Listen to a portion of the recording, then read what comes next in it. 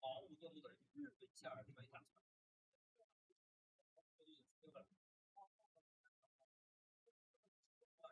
两三个上的动画之间也是没有不好在本地它点昨天好我们感觉到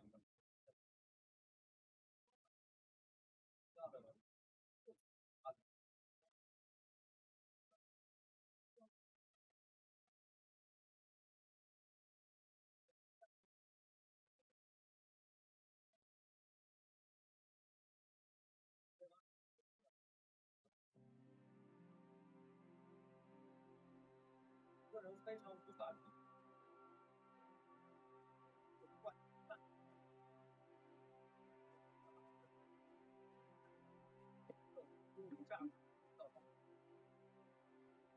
为什么核心错？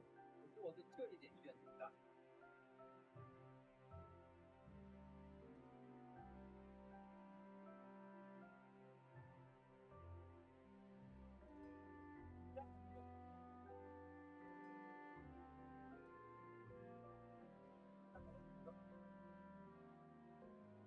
对游戏的半开放世界设计方面，有的大部分内容也不算太空洞，而且四通八达，非常适合探索看不到战争的时刻。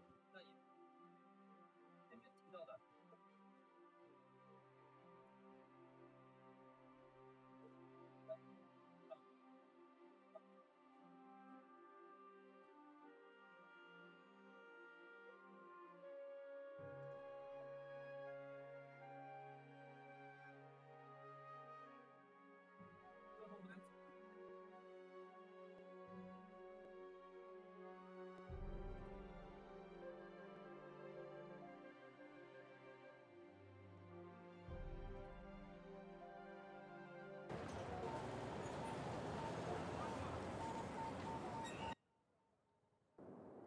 啊，忘记了。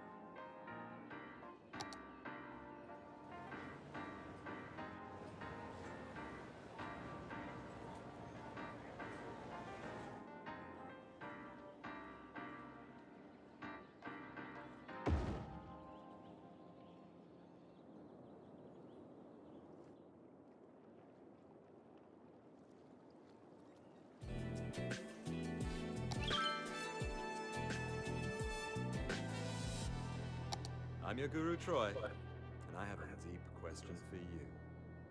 When the fat lady sings and you're about to kick the bucket, what would you like to have achieved in your life? Fame and fortune? That hot red sports car? In the end, do any of these things really matter?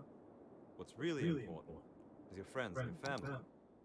Pay them the attention they deserve today. Here's another tune.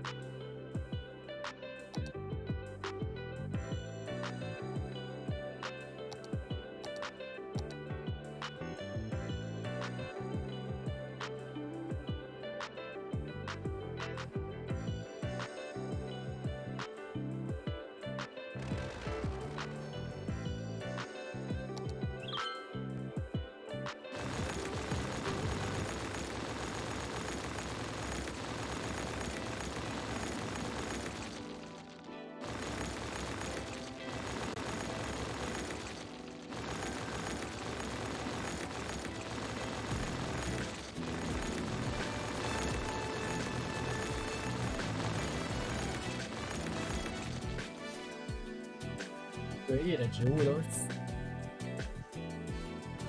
神奇，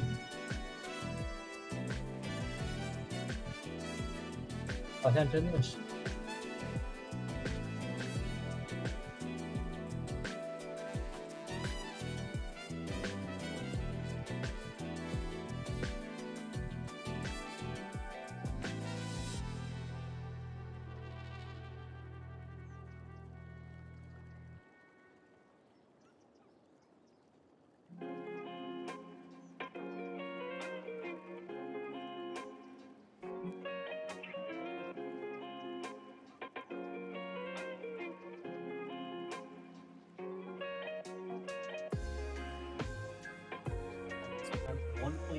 Is finally here, and like here, we can't be updated right now on all systems. For extra consoles, it seems like it's going to be updated to 60 gigabytes in size, and for PC, it's going to be about 40 gigabytes in size. So basically, you're downloading an entire new game here. And actually, for PS5 users, you are quite literally downloading a new game. This will not be an update to your previous copy of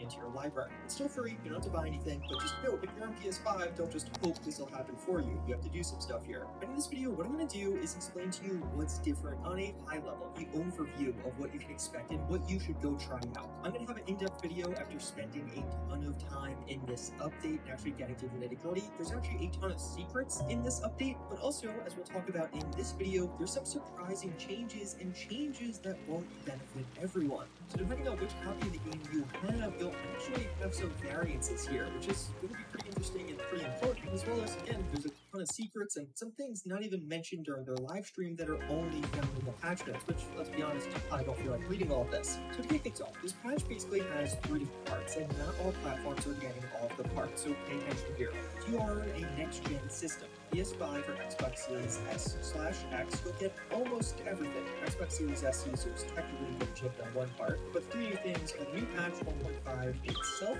a next-gen upgrade, so it will now run natively on those consoles, and has a variety of visual and other improvements, and 4 new DLCs. For our next-gen, all of this new content. It's the update as well as the 4 new DLCs. You can actually get the next-gen version, obviously. And naturally, last-gen consoles in this short end of the stick here in more ways than one, though. Obviously, they're not getting the next-gen upgrade, but they are getting all of the new DLCs, although they are only getting parts of patch 1.5. It's totally clear how much was cut out here. CDPR put up this graph where it basically describes how improved crowd reactions are not coming to the last gen consoles. So if you play on Xbox One or PS4, you're not getting some of the AI updates. They just listed improved crowd reactions. That's incredibly vague. There's a ton of updates and changes around AI and even several around the crowds and NPC behavior around you. Maybe it really is just this one specific thing, but I have a feeling there's more to that. And of course, this is the first time they've actually not had content go into the last gen consoles, which is a trend that's likely to continue. In a way, the update getting at least slightly gimped as they can actually get all these features and then mold the hardware. During their live stream earlier today, they actually mentioned some of the other streaming issues just being too much of a restriction. So with the next gen update on the surface level, it's really good. It means it's in its 2077 just works natively on your next gen system. The Xbox Series X or S, or if you have a PS5, the game is now actually running on that system. Where before what was happening was, if you're on a PS5, let's say, you were using backwards compatibility to play the PS4 version, which means that there's just going to be a ton of upgrades and changes because you're now fully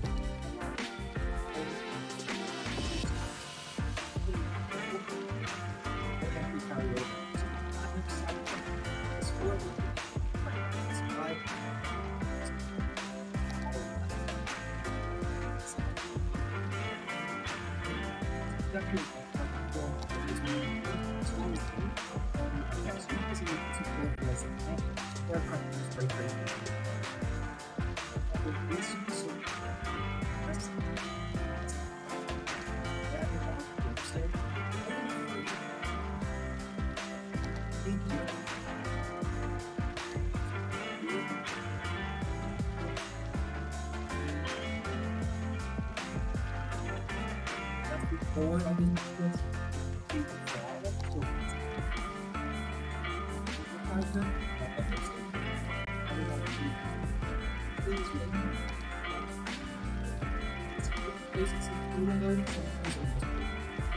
有鲨鱼。不来 DC， 不来 DC 带的可以吃。好的，我在想把这个沙滩给抹的比较。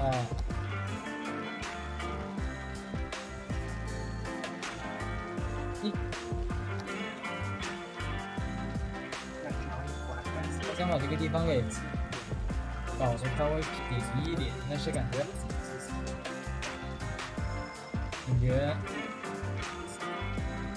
挺难的。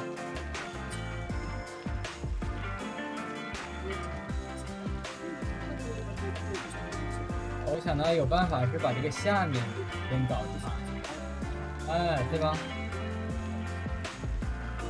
啊，声音又大。这个游戏怎么明明调好的，每天它都不一样，是什么鬼？我明明它音量我都是调好了，然后它每天都变得不一样，奇怪。现在呢？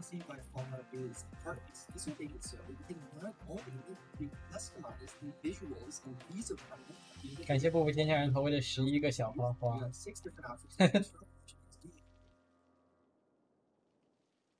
哎，我们破10万人了，我们破10万人了，朋友，我们破10万人了，而且我们现在正在把预算都调回去，因为咱们有钱了呀，哎，咱们有钱了。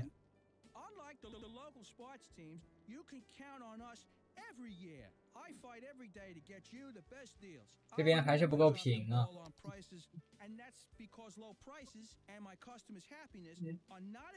哎，你说这个东西它到底 what the fuck？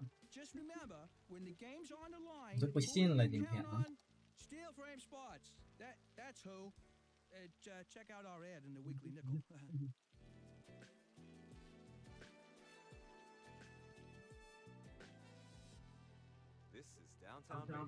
啊？什么粉丝？我说这游戏，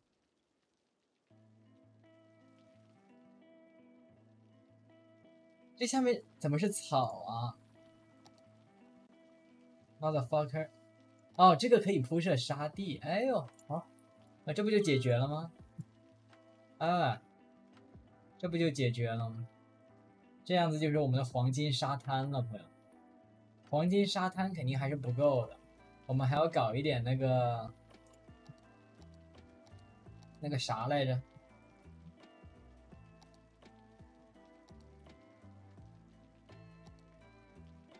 黄金沙滩，哎，海浪，对吧？对吧？你怎么能没有海浪呢？没有海浪，敢管自己叫海滩，是不是？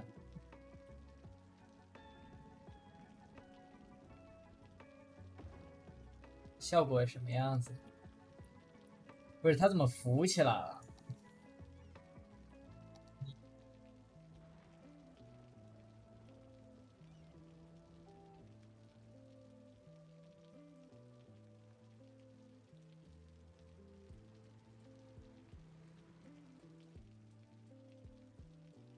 它为什么会浮起来？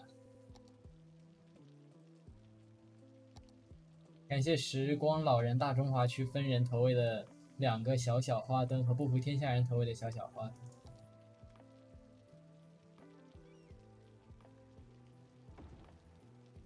海浪，一定要有海浪。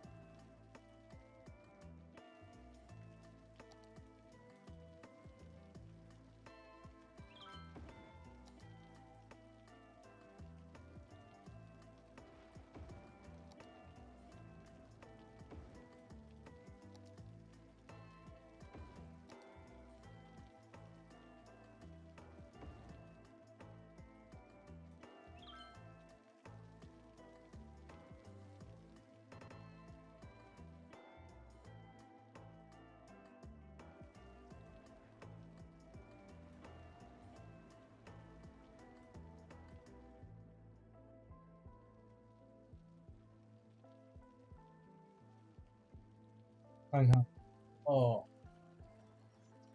哎，我不知道为什么是真的雨天反光就这么恐怖吗？你们看看这个游戏一旦下雨啊，整个城市的路面就好像镜子一样。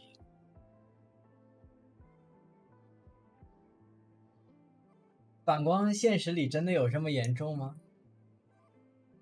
这真的路都像镜子一样，这也太吓人了。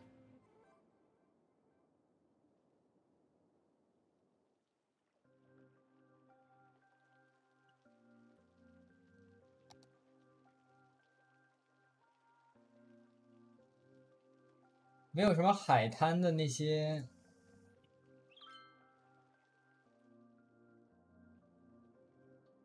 没有什么海滩的，怎么说呢？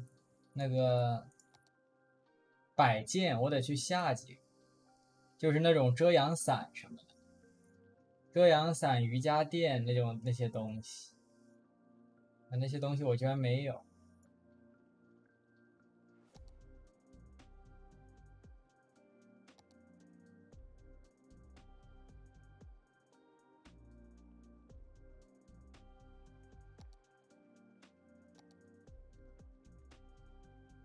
画一个公园区，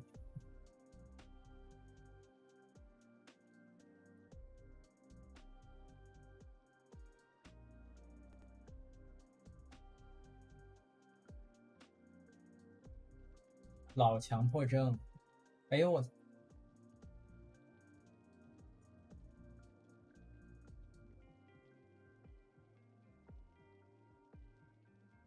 为什么会？主题是这个原因吗？有主题会把它变成这个样子吗？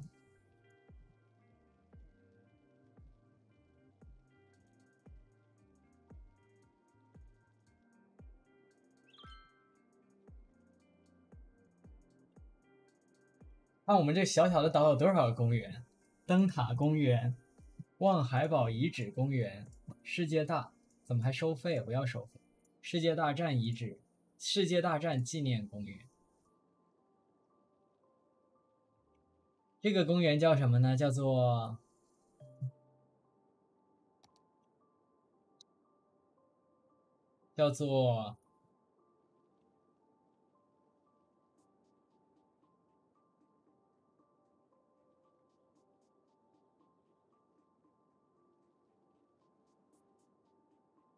感谢不服天下投的爱了10的2连击20个，非常感谢。这地方该叫什么？怎么形容这种地方？就是一个入海口，但是它是一个港，像某种港，像某种避风港，避风港，避风港，庇护港。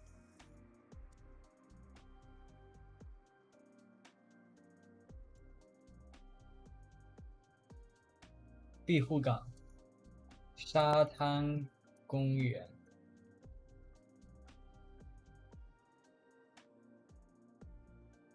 不错。政策同样是大肆欢庆，可以再加个夜间，别的等会儿再说吧。我们先看一下这地方。首先呢，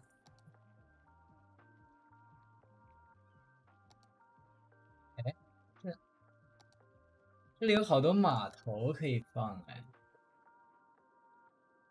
对，这些东西平时这些东西我看就是专门适合放在这个地方。我们来放一下看。真的，我觉得这些东西好似就是为了放在这里服务的，你们不觉得吗？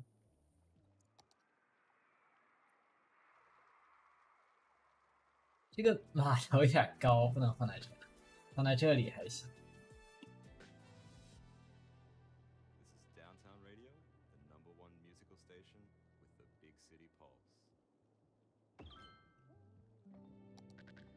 这码头简直是啊！你要联络，你是什么东西？不是，他为什么要联络啊？靠，这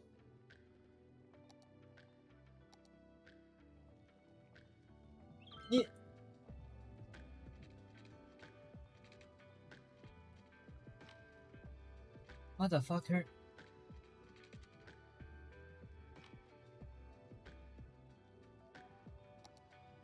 我想不明白，为什么这个破码头非要连路，我真的想不明白。啊？这啥意思啊？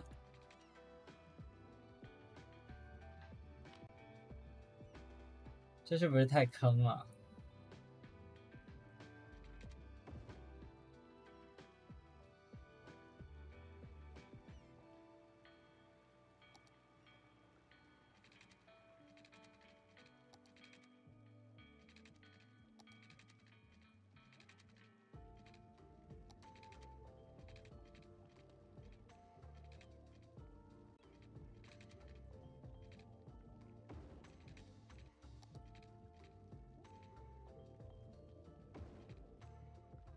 可恶！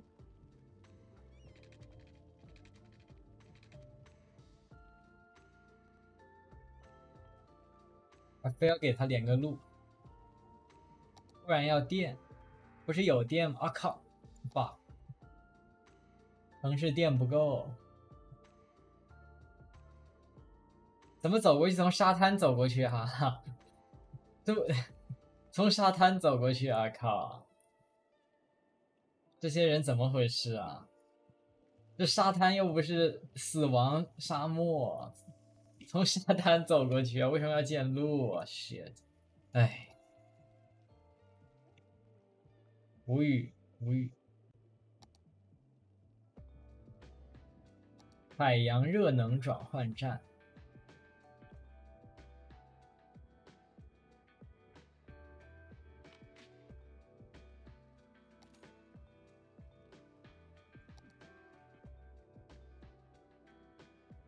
没电。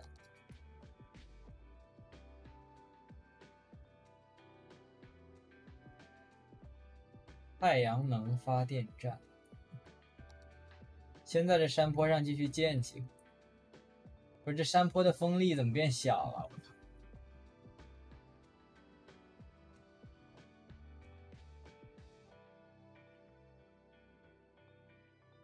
啊？我的山坡的风力怎么变小了？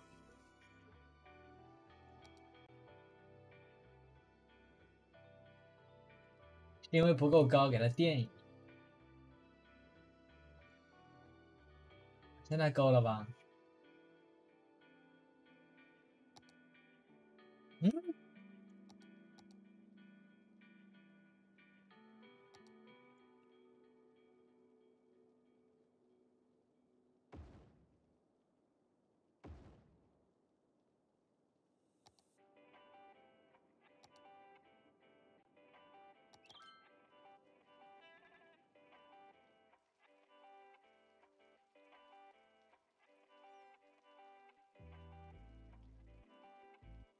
还不够，可恶！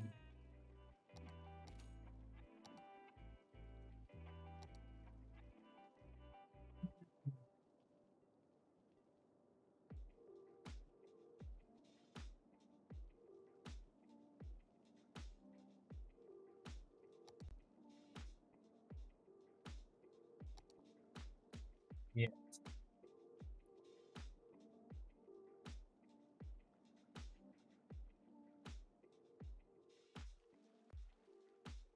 咱们来几个临岸发电厂。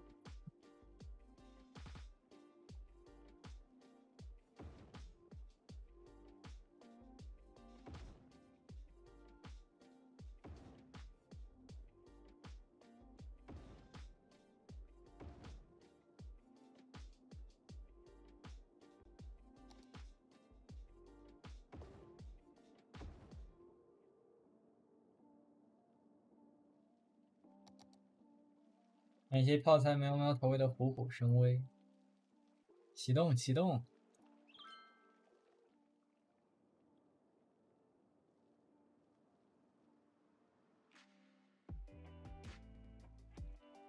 满意了吧？真是。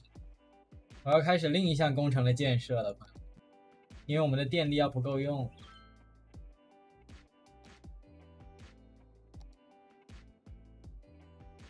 大家看看啊，这个岛就是我们的核电站，这个岛将成为我们的核电站。首先把它平了，按照这个点。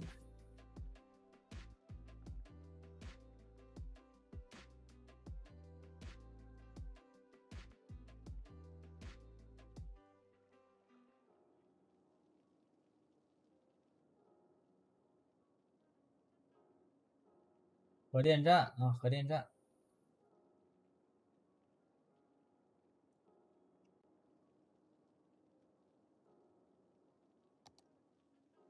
嗯，怎么啊？你们看这怎么回事啊？哎，这个搞不搞笑？这莫名其妙出来一片这个格子，不知道怎么回事。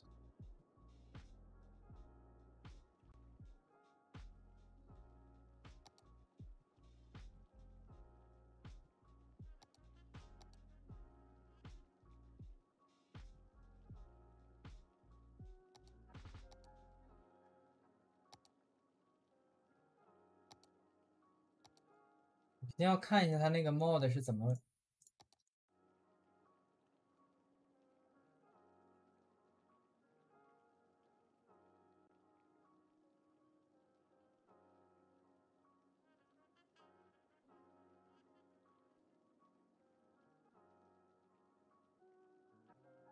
那个 mod 是怎么放？今天有什么？这是什么？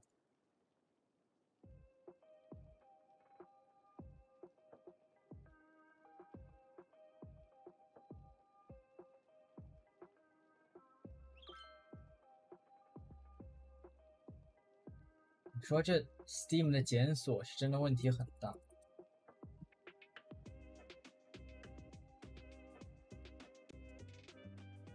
我马上回了，拿杯可乐。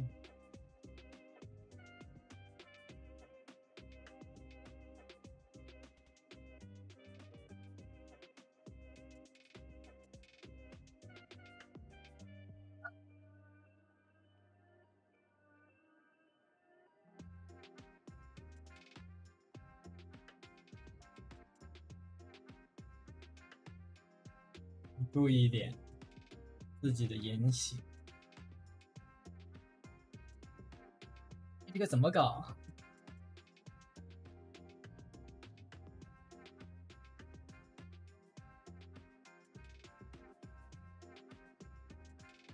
这个怎么放有讲究吗？还是说随便放就行？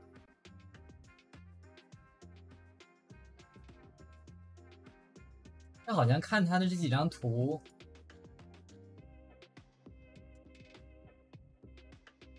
这两个放。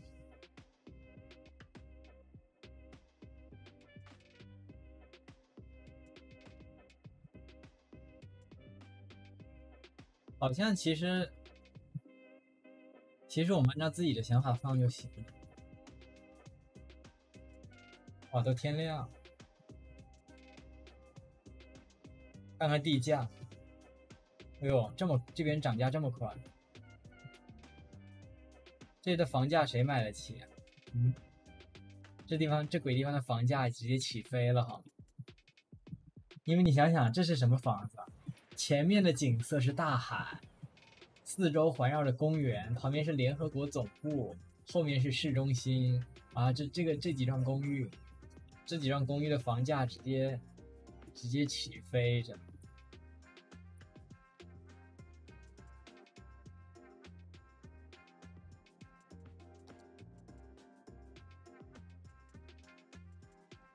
OK， 我们看一下啊。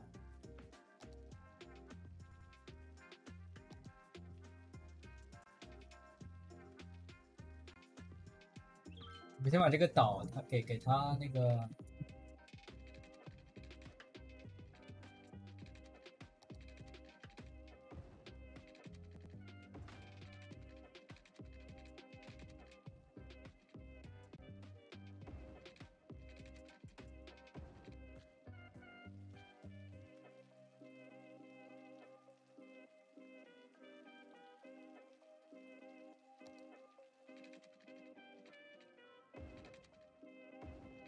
哎，我去，那怎么回事？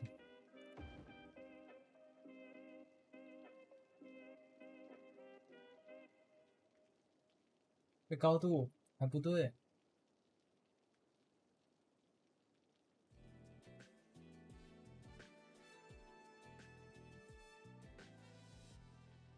I'm your guru Troy, and I have a deep question for you.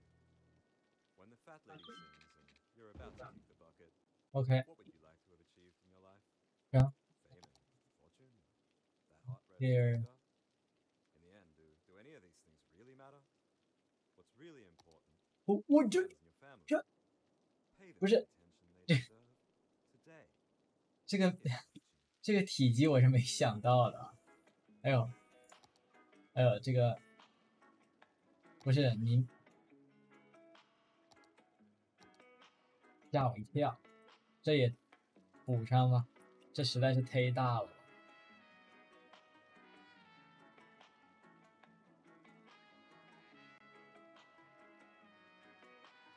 这给我整，给我吓死！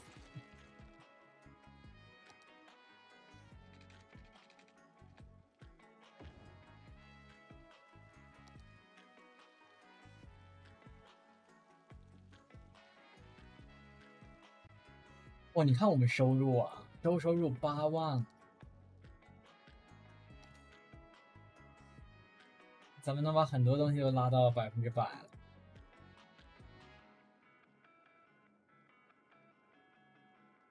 这钱这么多，钱好多哎，都给我提！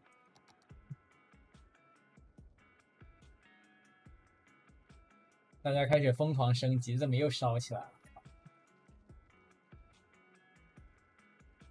哎，what the hell？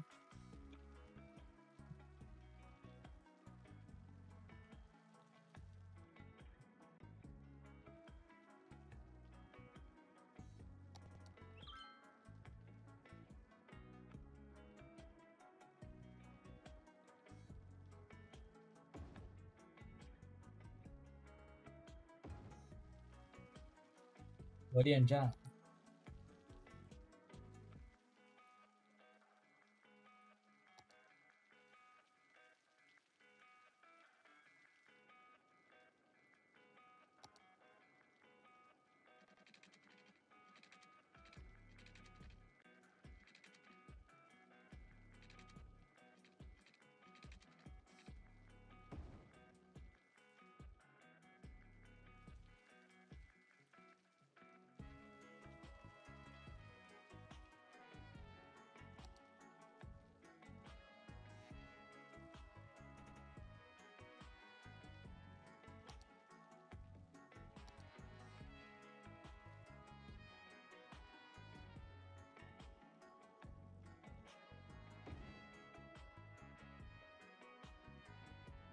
什么意思？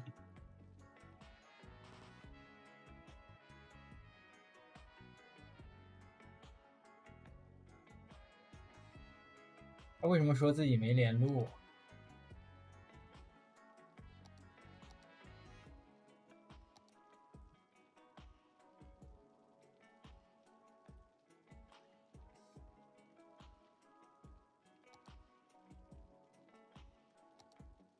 其实我应该都用这个，那个太大了，没有必要。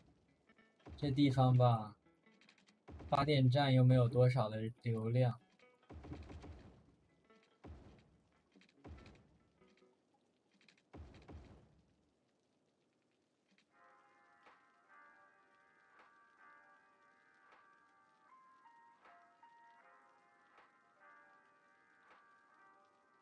哎，我去！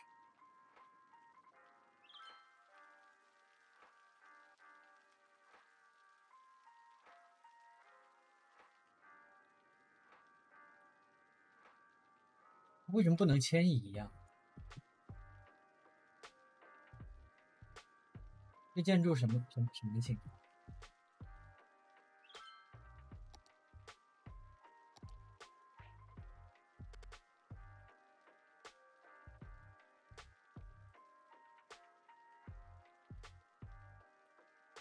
我 What the hell？ 它不能迁移，为什么？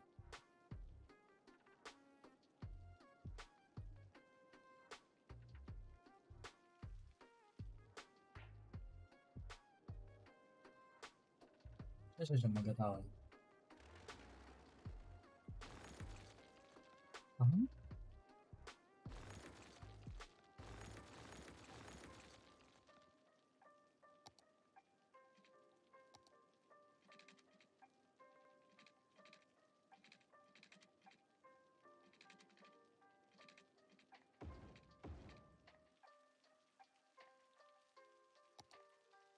怪事一桩，放置于路边没有错。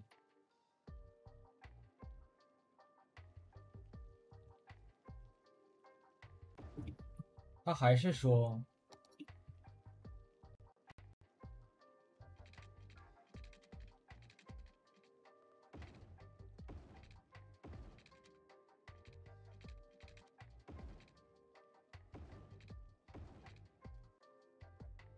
，Why？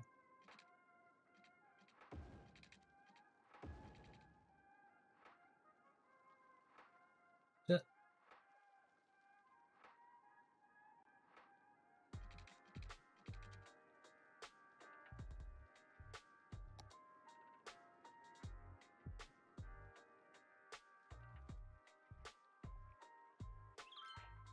啊？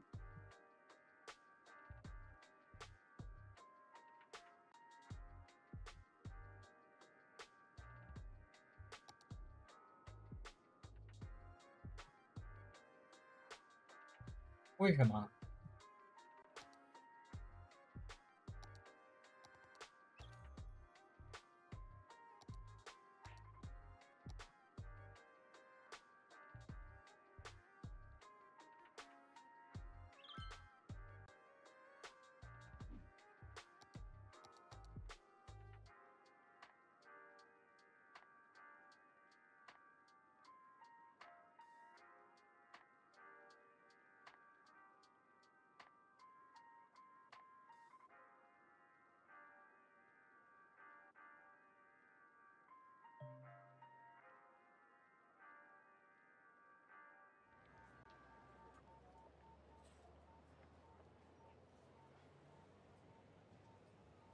？Hi, I'm Greg, owner and founder of Steel Frame Spots. Due to unusually short fingers, which are a characteristic of my family line, I was unable to play spots at the elite level I would have liked to.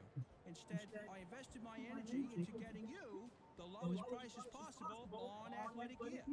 Unlike the local sports teams, you can count on us every year. I fight every day to get you the best deals. I'll never drop the ball on prices, and that's because low prices and my customers' happiness are not affected by the short fingers mentioned earlier in the advertisement. 奇怪了，没有人说这件事情，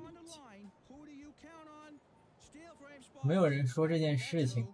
这个不是，这个是 ability to read。这个玩意的意思是那些 modder 告诉你要读他们的 mod， 这个根本就不是个正经 mod。这个 ability to read 是为了嘲讽那些不看阅读的人的，太奇怪了。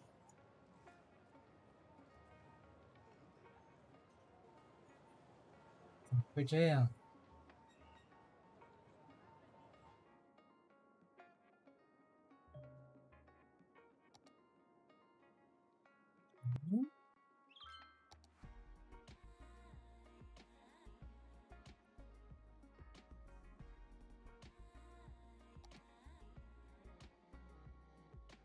哦，我是不是他们每一个都需要？但是那样好烦啊，不应该啊。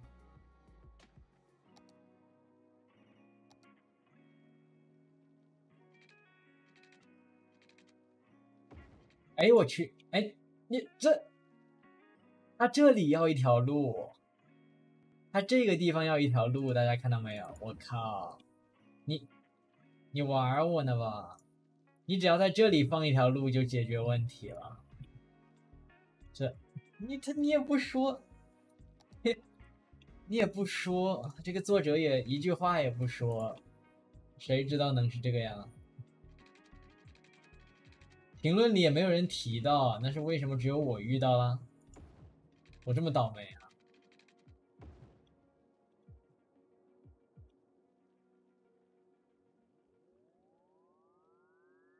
？OK，看一下，我们可以在这里再放一个这个建筑。那这样的话，我们其实最好把，无所谓，其实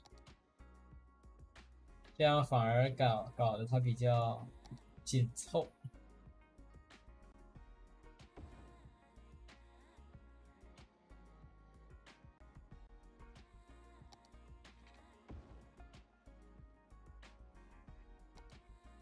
核电站，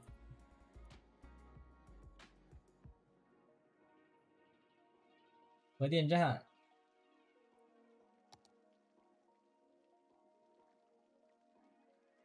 哎，再整个小核电站，大的配小的，是不是很合适？大的配小的，你看这个差的有点大，靠，一个大的配小的也太可爱了。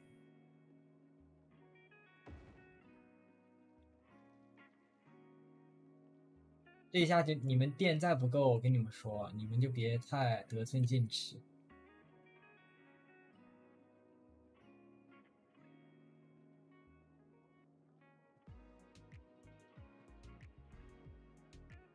哎呦我去，这个钱直接烧上天了，这下用不着用不着。啊！这帮混蛋，不是什么意思啊？哦，没脸靠！我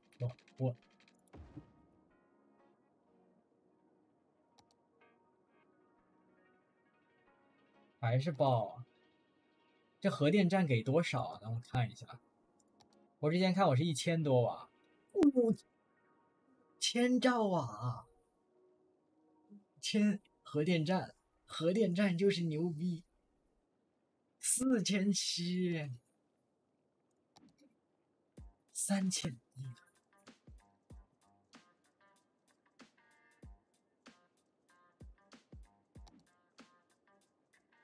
这样差不多，这样目前差不多，拉了50%。哎，这帮人又开始，看看都是谁了。哦呦我去，是。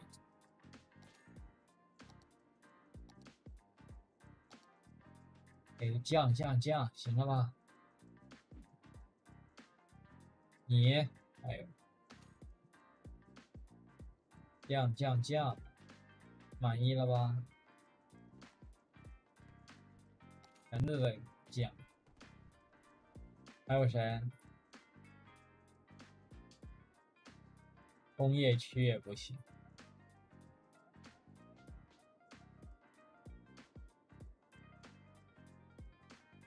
这为什么有这么零星几个在抱怨？不鸟。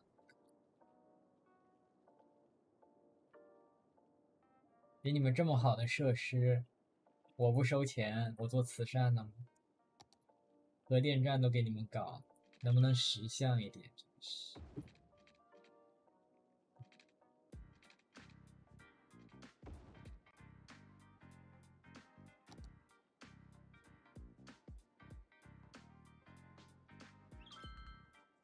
Garage。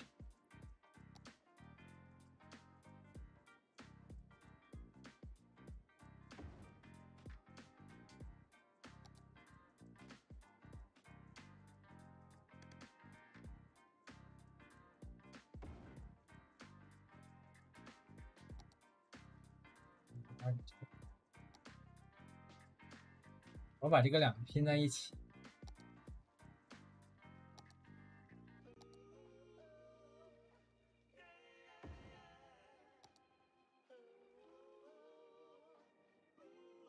Vibes。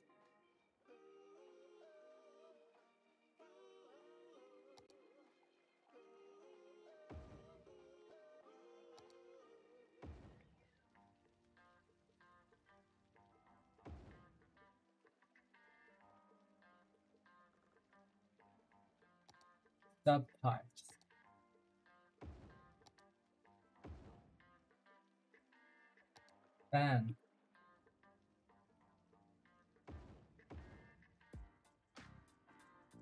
pump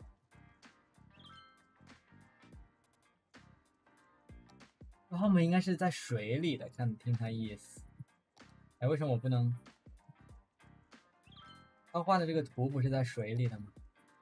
过陡的斜坡。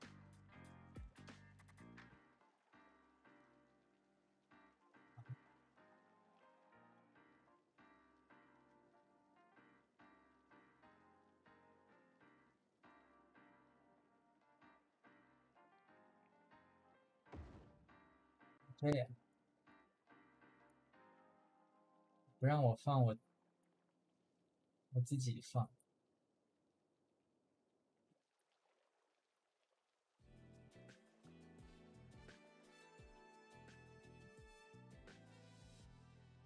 You're listening to Downtown Radio 109.7 FM. I'm Troy Anderson, providing you a fitting soundtrack for that city life you're living.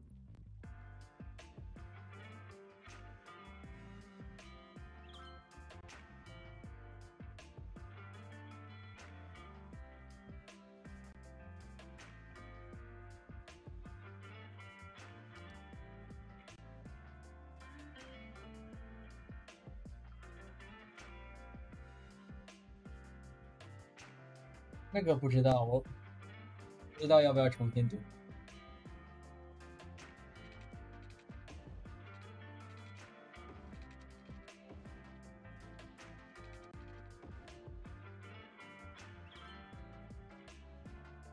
哦，没水，我都在干嘛？没水，核电站有污染吗？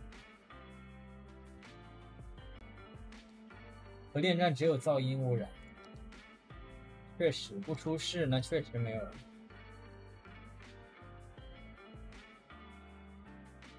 正常情况下，它确实没有污染，人家是清洁能源。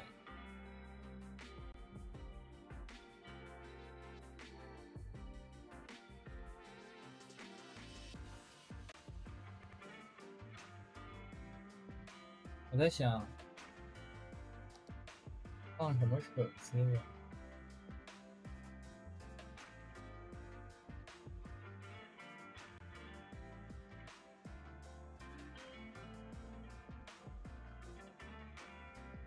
我想我的城市所有种类的电站都有。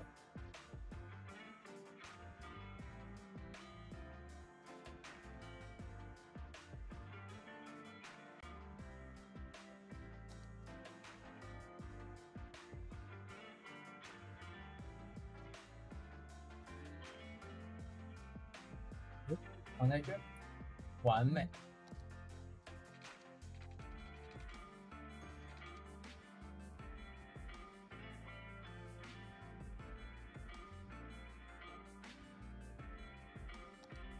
这电怎么突然就不够了？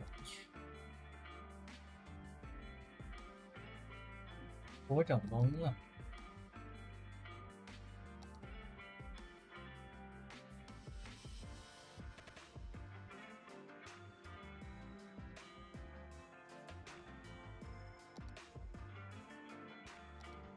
刚才不是很够吗？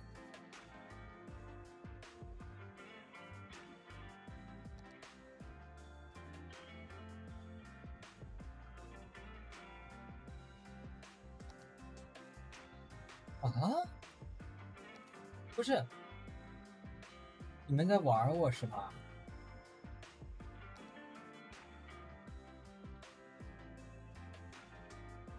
哦，我觉得他就是在逗我玩。现在为什么直接电量翻倍了？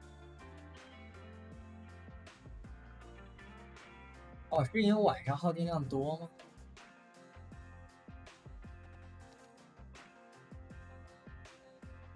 到底发生了？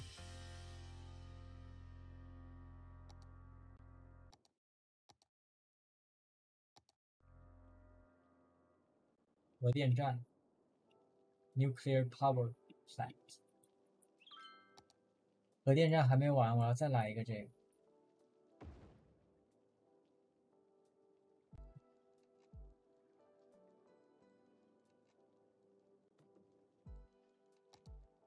哎，吓我一跳！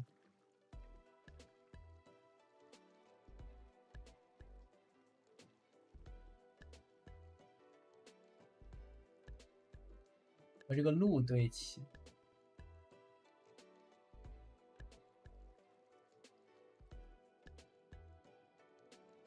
我去，核电站还犯罪了！不对，我觉得这样好难看啊！我的天哪，这也太难看了。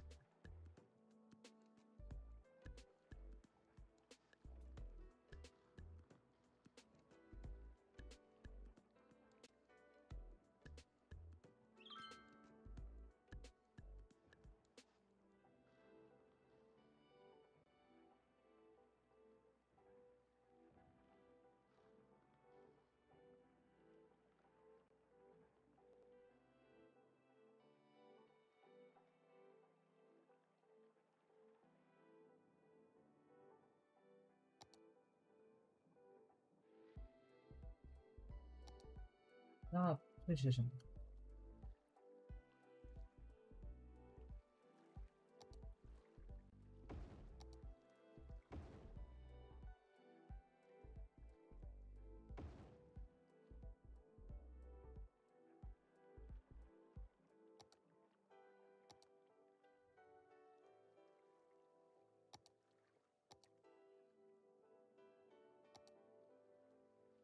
底下是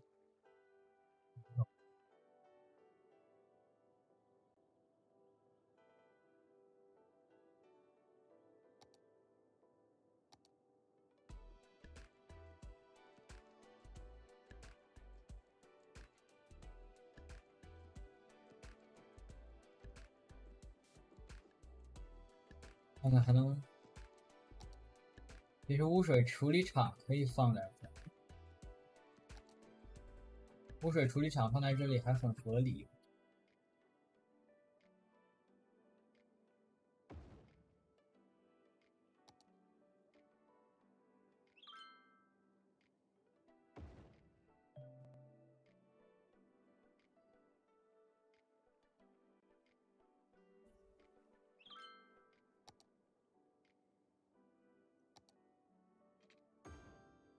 虽然这里处理的是核废水，但是吧，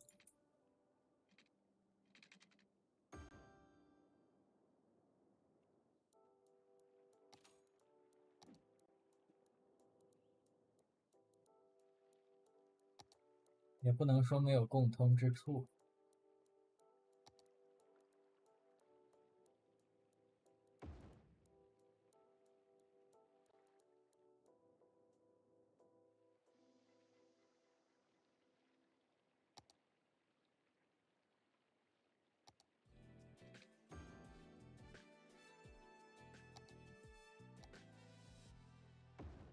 You're listening to Downtown Radio. I'm your host, Troy Anderson. Isn't it weird how history repeats itself? Just look at how 他就这样子，哎， What was cool in the 他就这个样子。 totally lame in the 70s.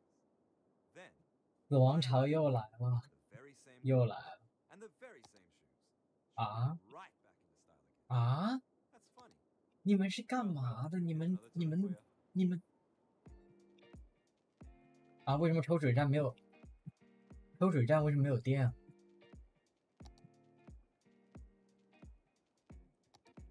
哇！好，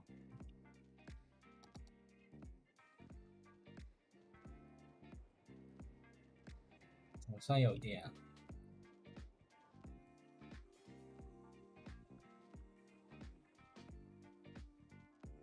核电站。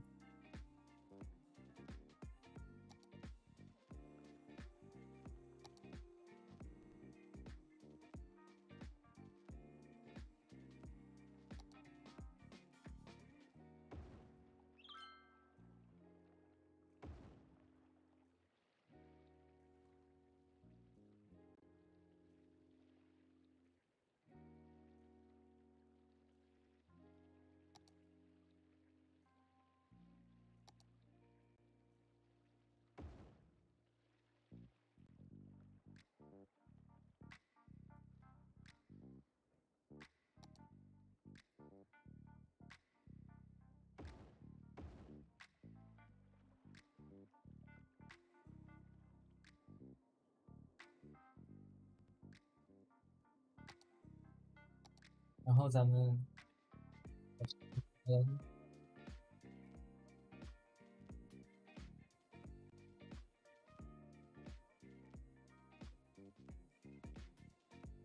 把这个人工岛啊，不是人工岛，把这个岛搞得像人工岛一样，怎么办呢？只需要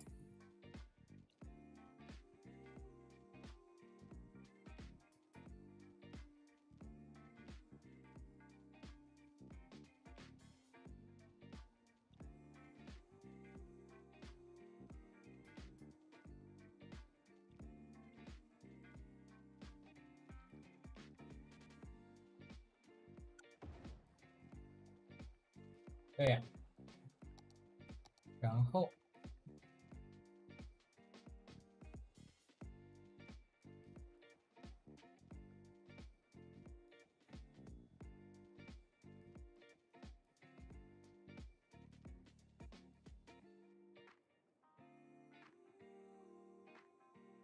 对，其实在干这件事情之前呢，忘了一件事啊，要把这些路全都换成桥。哎呦 ，shit！ 先不管，如果你不啊，这怎么？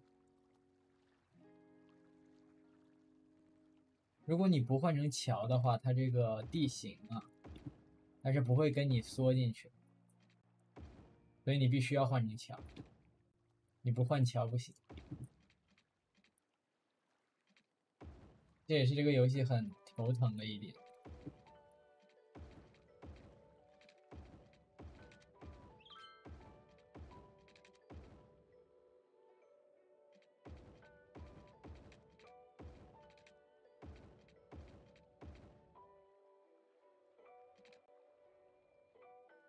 哦，等等，这边不能换桥 ，shit！ 哎呦，那这边就没办法。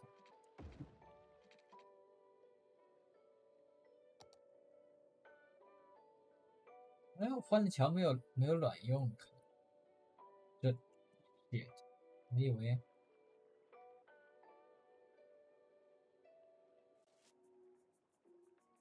他还换回去，哇！这不仅没有用，还把我地形搞乱了。不，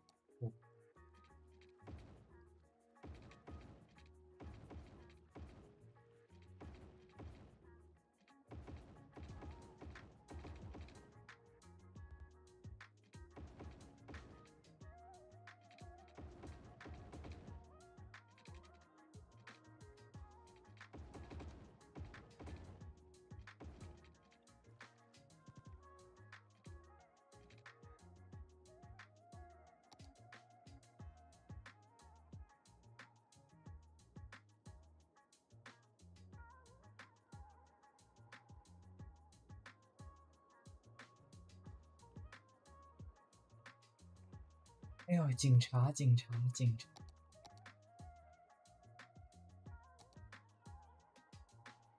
啊，对了，还没连。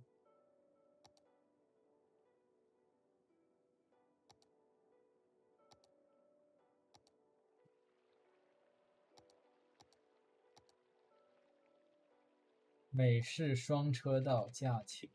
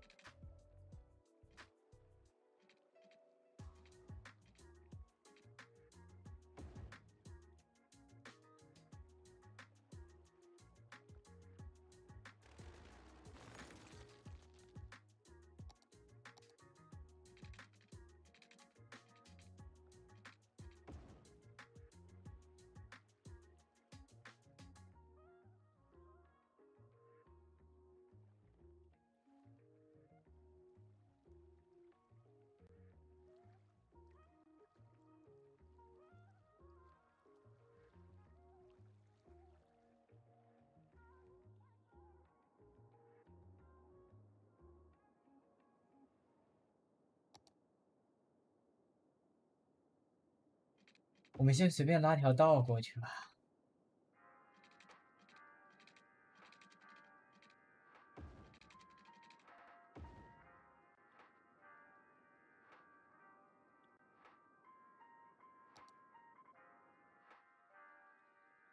What the fuck？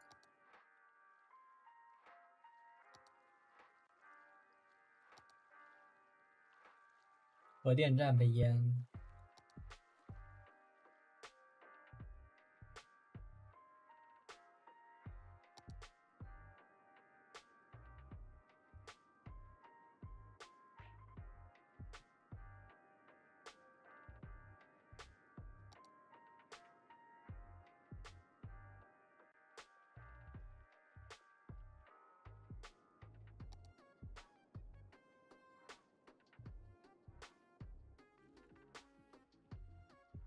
我去，这么多人！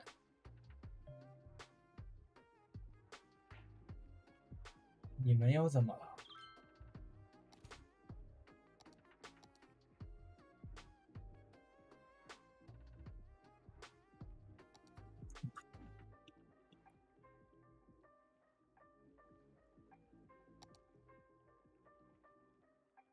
我这事儿是真的多呀！疯了！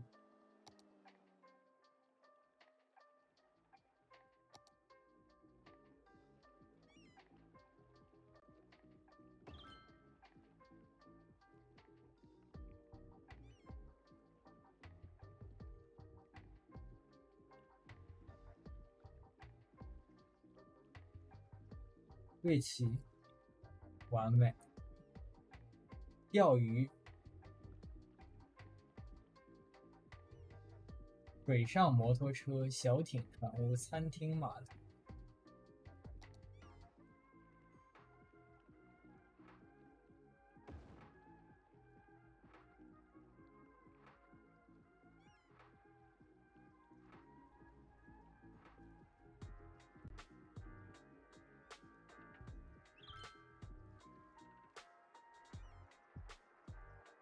对齐，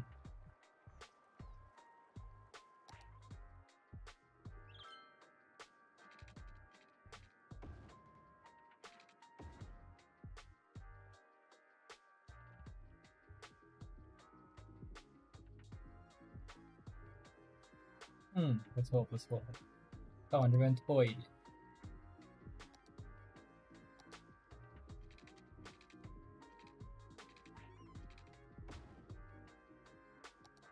上去，下。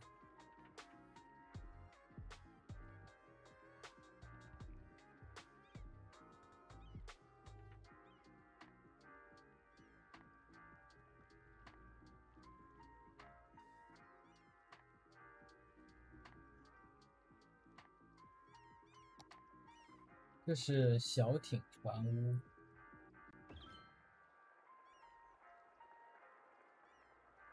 After Dark DLC 的那叫什么来着？夜生活不夜城，我忘了官方中文叫什么。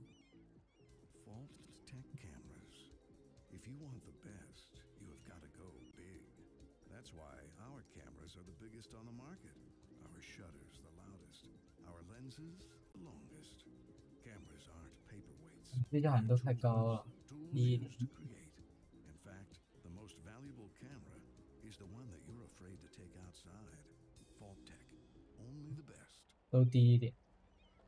Coffee, fuel of the modern economy. The age-old Italian tradition of burning beans and drinking the bitter bean juice. At Burn Bean Coffee, our environment is perfect for all of your work needs. There's no better 还是都太高了，你们不觉得吗？ bean coffee shop in cafe. 你们看看这个绝对是高啊！ To make a variety of coffees and sugary coffee-themed drinks just as you like it, all while generally making more noise than anyone could reasonably ignore. So drink up and let the productivity flow. Sippy sip coffee fans, Burn Bean Coffee. Get it while it's hot. 为什么会这样？ We are required to warn against drinking of hot coffee.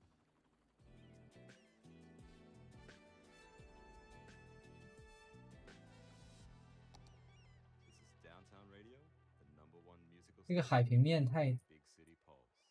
海平面太低了，怎么办？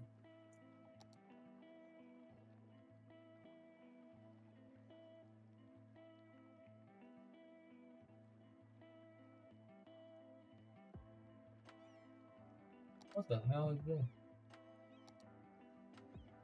海平面太低了。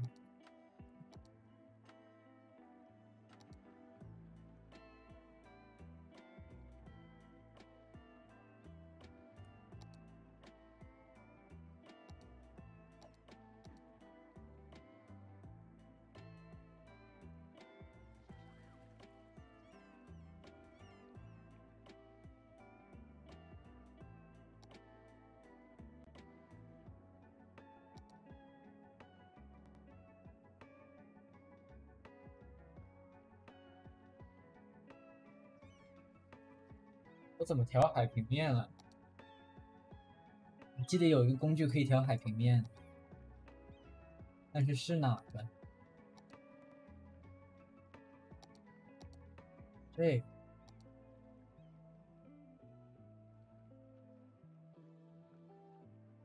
我怎么个调法？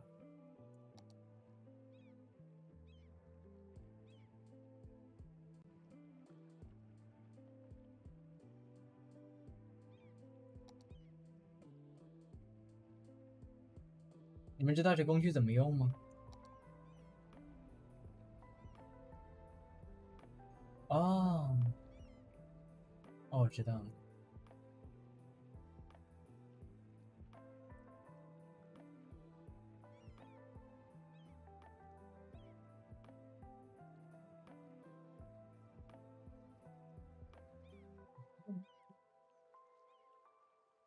差不多得了，差不多得了。这个不知道怎么搞。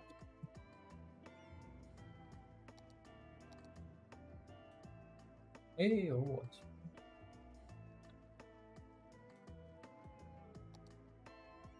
只能说我也不知道为什么会这样。安听码的。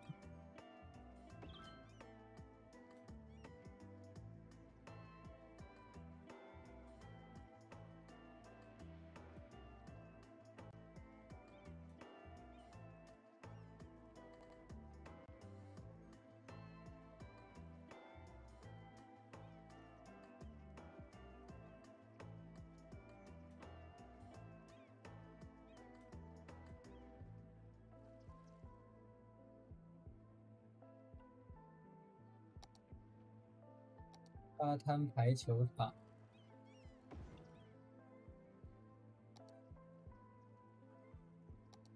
滑板公园。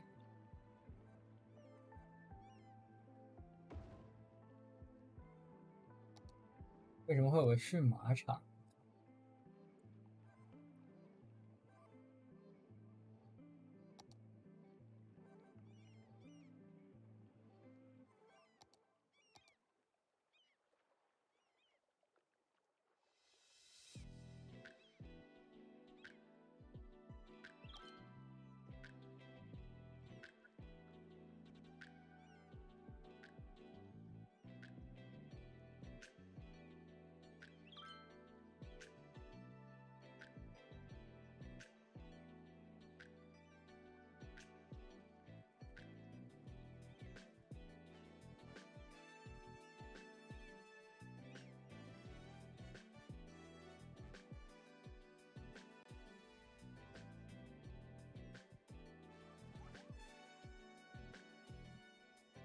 反正还不要放在这里。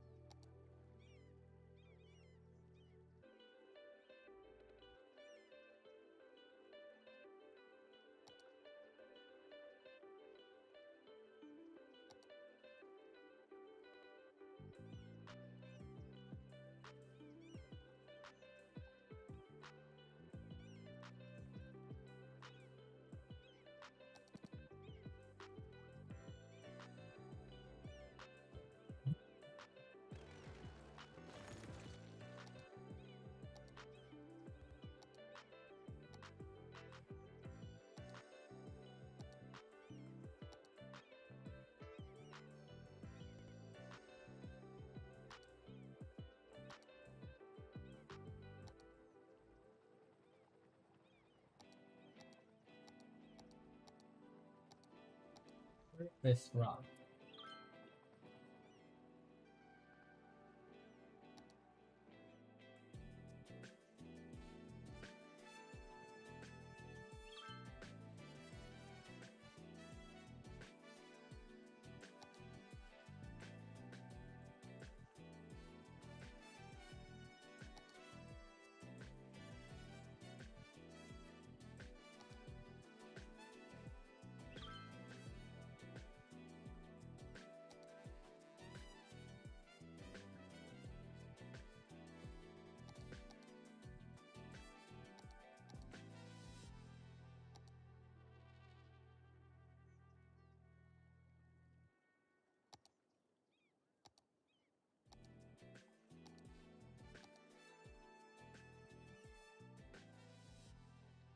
这是什么啊？ Downtown Radio on 109.7 FM. 不是它为什么长这个呀？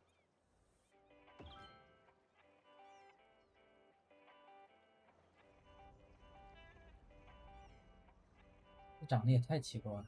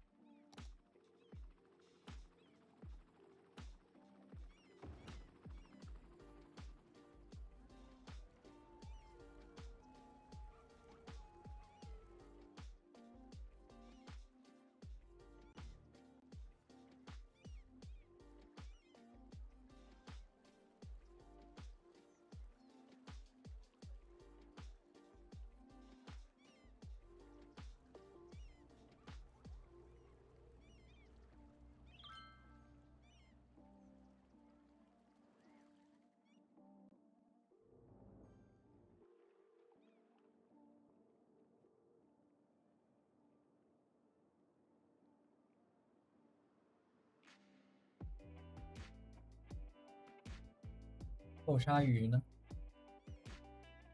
我应该去下一些海滩装饰的东西，你们不觉得吗？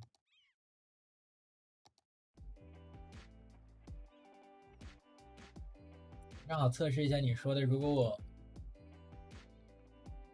我直接订阅了资产，游戏里会有 Prop 有史以来 Beach Prop。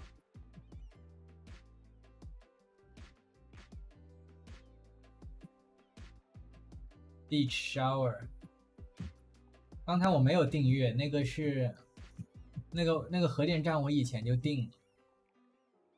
核电站是我以前订。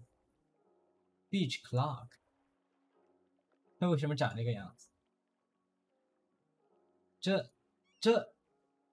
这是什么东西 ？What the hell is this？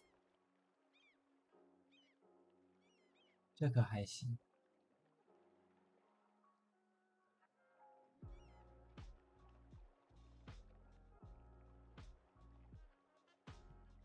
Surfy Beach Special。哦呦，这是什么？哼，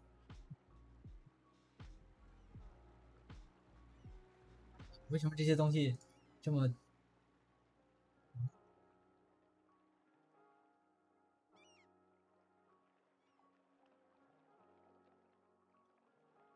我才没有呢。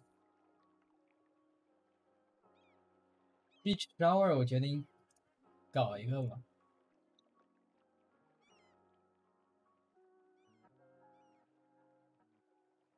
我订完了，游戏里会有吗？没有，朋友们，你要重启游戏，你要重启。不能直接用。这是海苔吗？这么快就长海苔了？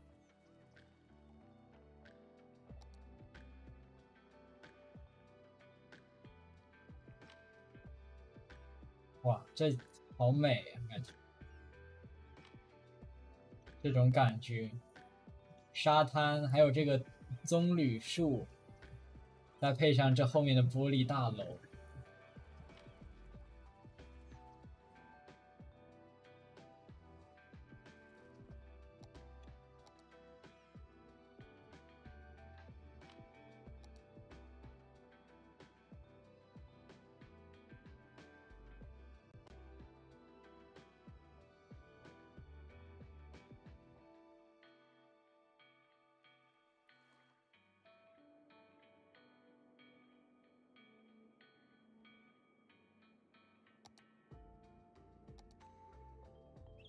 哎，不是，哦，还要定个服务方块，你看看这个就很无语。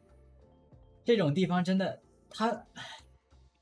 你们说这种地方真的是没办法，就是警察有直升机，医生有直升机，消防局有直升机，但是垃圾处理的没有，他们也不会派船来，就导致说我建了这么个岛，然后垃圾完全运不出去。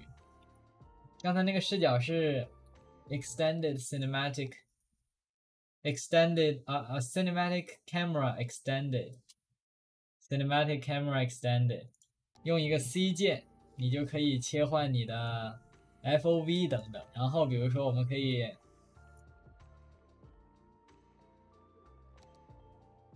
这样子来塑造一段动画。只需要2键，当然我这边可以调成超高细节，但是它会很卡。现在我们把画面放高了，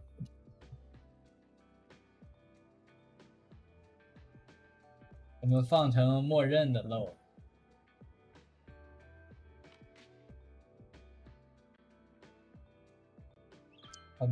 很方便的欣赏自己城市的办法。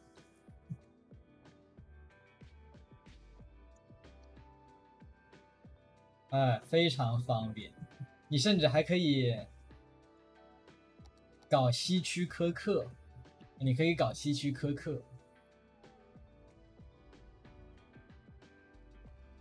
看一下啊，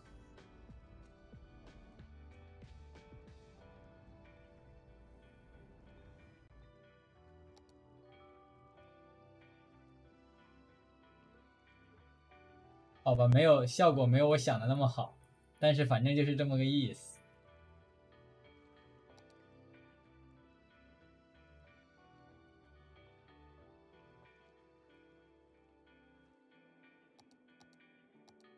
我们现在退出，重进一下激活海滩的资产，这样就能做这个海滩公园了。否则下面是挺像样的，但上面完全是空的，不行。他上一个资产包给了一堆这个东西，那个是机场吗？是机场 DLC 给的吗？这个你们看，这个 Content Creator Trees 这是哪个包给的？是地图包给的吗？这是某一个官方的那个 DLC 给的这些树，但是我也不确定是哪。做的是挺不错的，特别是这个棕榈树做的特别棒。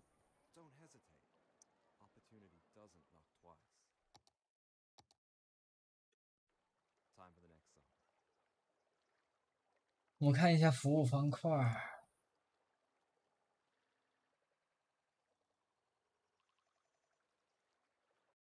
Service 有错。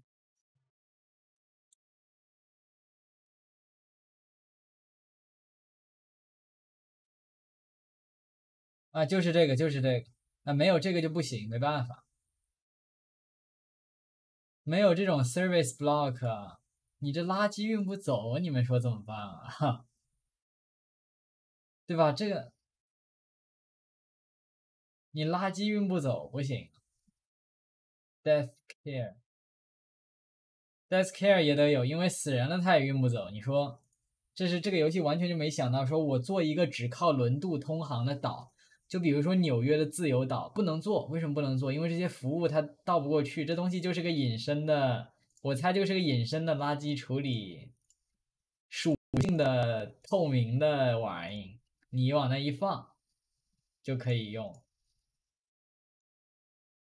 它就会当做有这个服务，否则也没辙。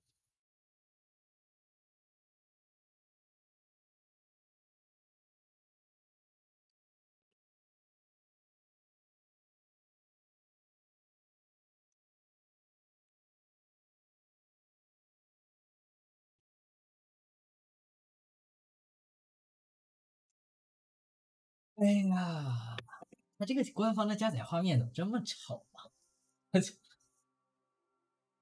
朋友们，真的，它这个官方的加载画面啊，你们看它这个背景，它真的不如啊，把官方那个 DLC 的图来过来轮换。就是官方它那些 DLC 的封面图啊，画的真的是挺好的，其实。但是那些封面图呢，都浪费了，因为它的加载画面像刚才一闪而过那个丑的要死的游戏内截图，不知道为什么不干脆替换成它官方精心画的那些概念图。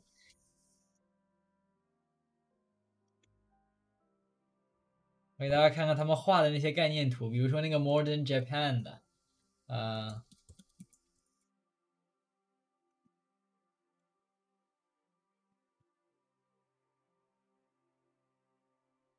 你们看看这画的，是吧？多好看！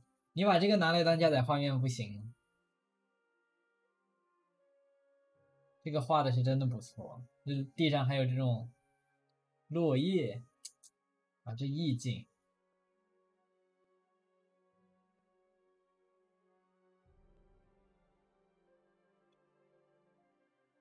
死亡潮要看你自己高密度住宅，我啊，靠，吓我一跳！要看你高密度住宅，吓死我！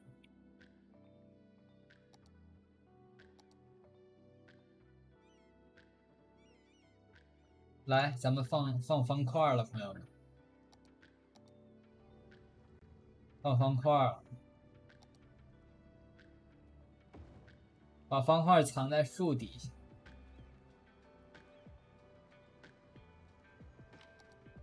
不是你，这个藏的有点明显。这样吧，咱们把它藏在星巴克里，哈哈，藏在藏在星巴克里了。星巴克就是我们的这个叫什么？垃圾间火葬场。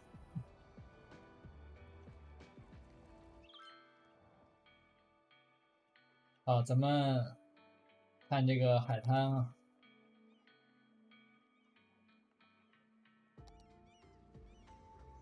哎呀，这晚上了都看不见，哎，算了，明天早上再搞。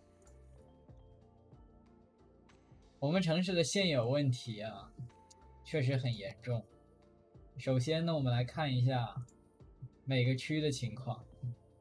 老年人4234，老年人占了30%左右。这个区老年人更是占了接近40%，而亚细亚区只占20%左右。这个区域也不多，联合国岛占25%左右，啊，不是什么，就20%左右，也就是最严重的就是这块区域，所以我们应该多建一些养老服务。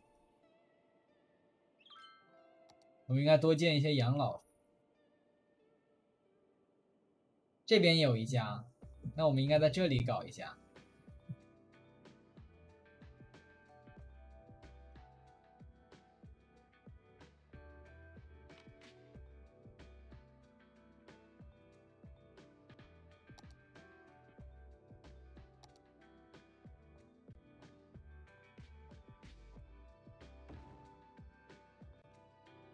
还有这里，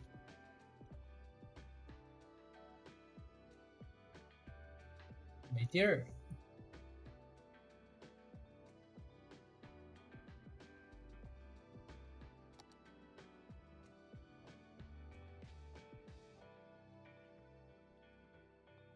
你们俩还看？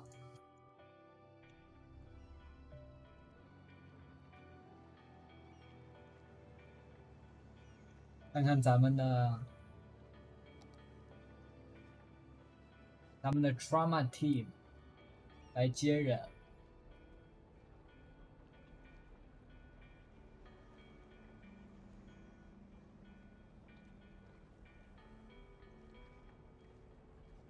他想整点薯条吃，起航了。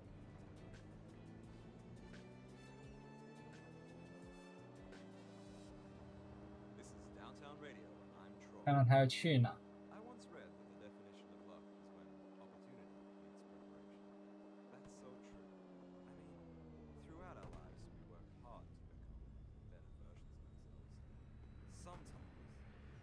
或许这空中全是浮风车，这空中全是创伤小组，这今晚很忙啊，看来。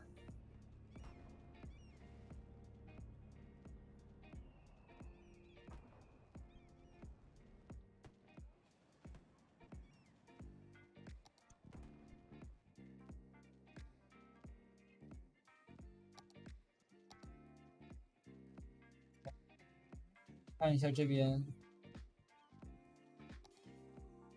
22 Conquer Street， 我建这个建筑了吗？哎，我好像没有建这个建筑，是吗？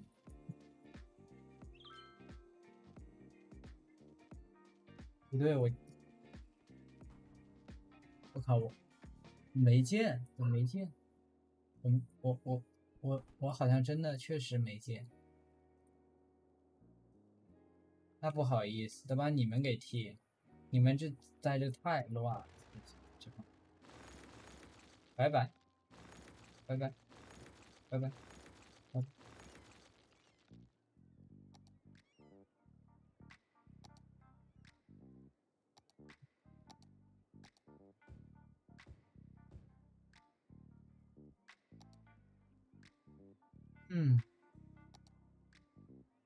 哎，别干嘛？干嘛？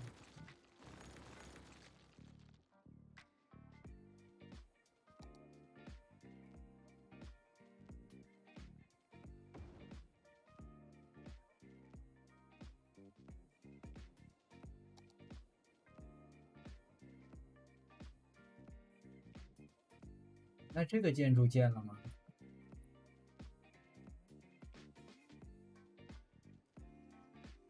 完了，我都不知道自己没建了，好像确实是没建了，好像挺长的。不这样想的。OK， 我知道了，因为这个地方你看这个结构是怎么回事啊？就是因为这个港口。那为什么这个港口不接上面这个桥呢？因为它太高了。如果想让它这个港口处在能让人们进轮渡的合理的位置，当然你也可以完全不管这一点，他们会飞上去的，反正。但是如果你想让它看起来合理一点呢，你合理吗？你就需要把它降下来。于是我就相当于把这个建筑穿插在了这里，然后上面给了一个桥，下面是这样结构。我现在把这两边往外面两边拓一下，这样子的话就能。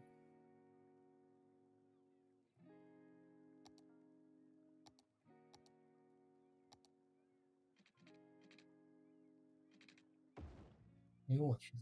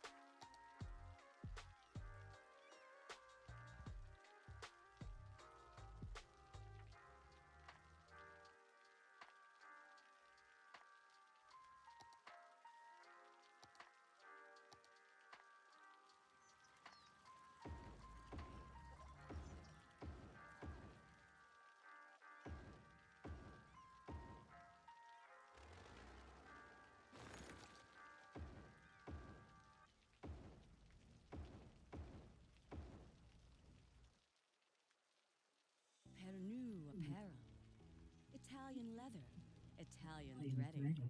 Pernu is Italian for jean jacket. We take the second best of Milan and with an appropriate markup, bring it to 我 you. 操！ Just because you Oh, don't have yeah. taste doesn't mean you shouldn't have pants. Pernu apparel. Clothes, but not quite.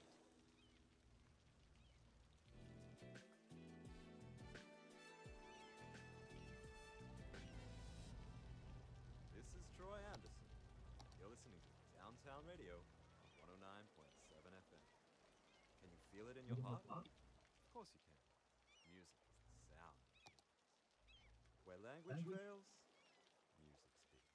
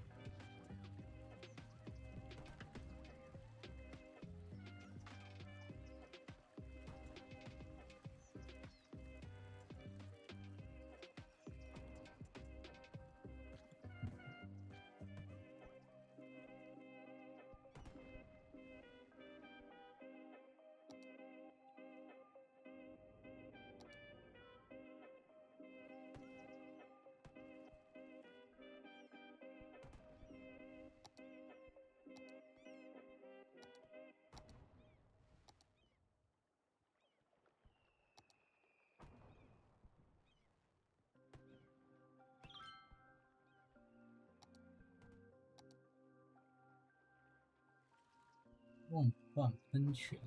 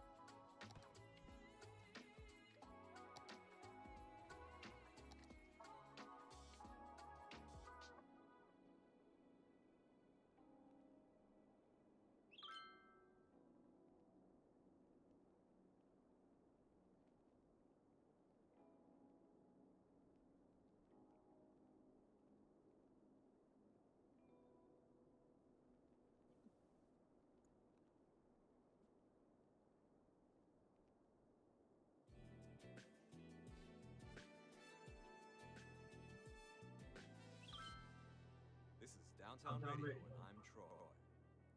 I once read that the definition of luck is when opportunity meets preparation. That's so true. I mean, throughout our lives, we work hard to become better versions of ourselves, and sometimes, when we least expect it, a door opens and we get a chance. When it does, don't hesitate. Opportunity doesn't knock twice. Time for the next song.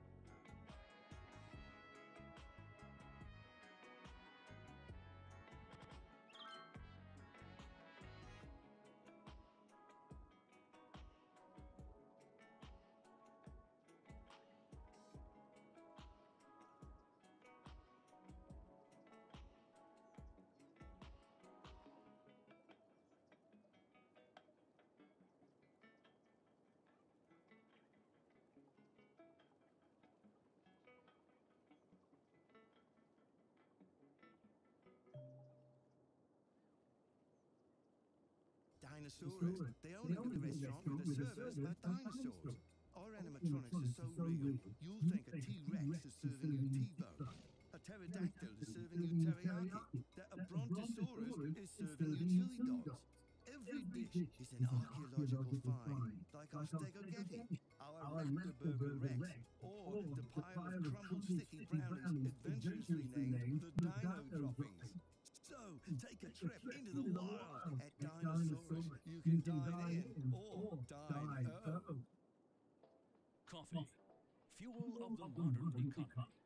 The age-old Italian tradition of burning beans and drinking the bitter bean juice. At Burn Bean Coffee, our environment is perfect for all of your work needs. There's no better place to be distracted than the Burn Bean Coffee Shop and Cafe. Our coffee technicians are trained to make a variety of coffees and sugary coffee-themed drinks just as you like it, all while generally making more noise than anyone could reasonably ignore. So drink up and let the productivity flow.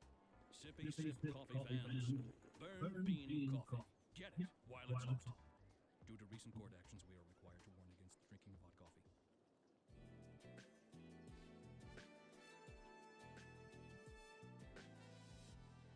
This is Downtown Bay, 109.7 FM, playing the songs that will get you through the day.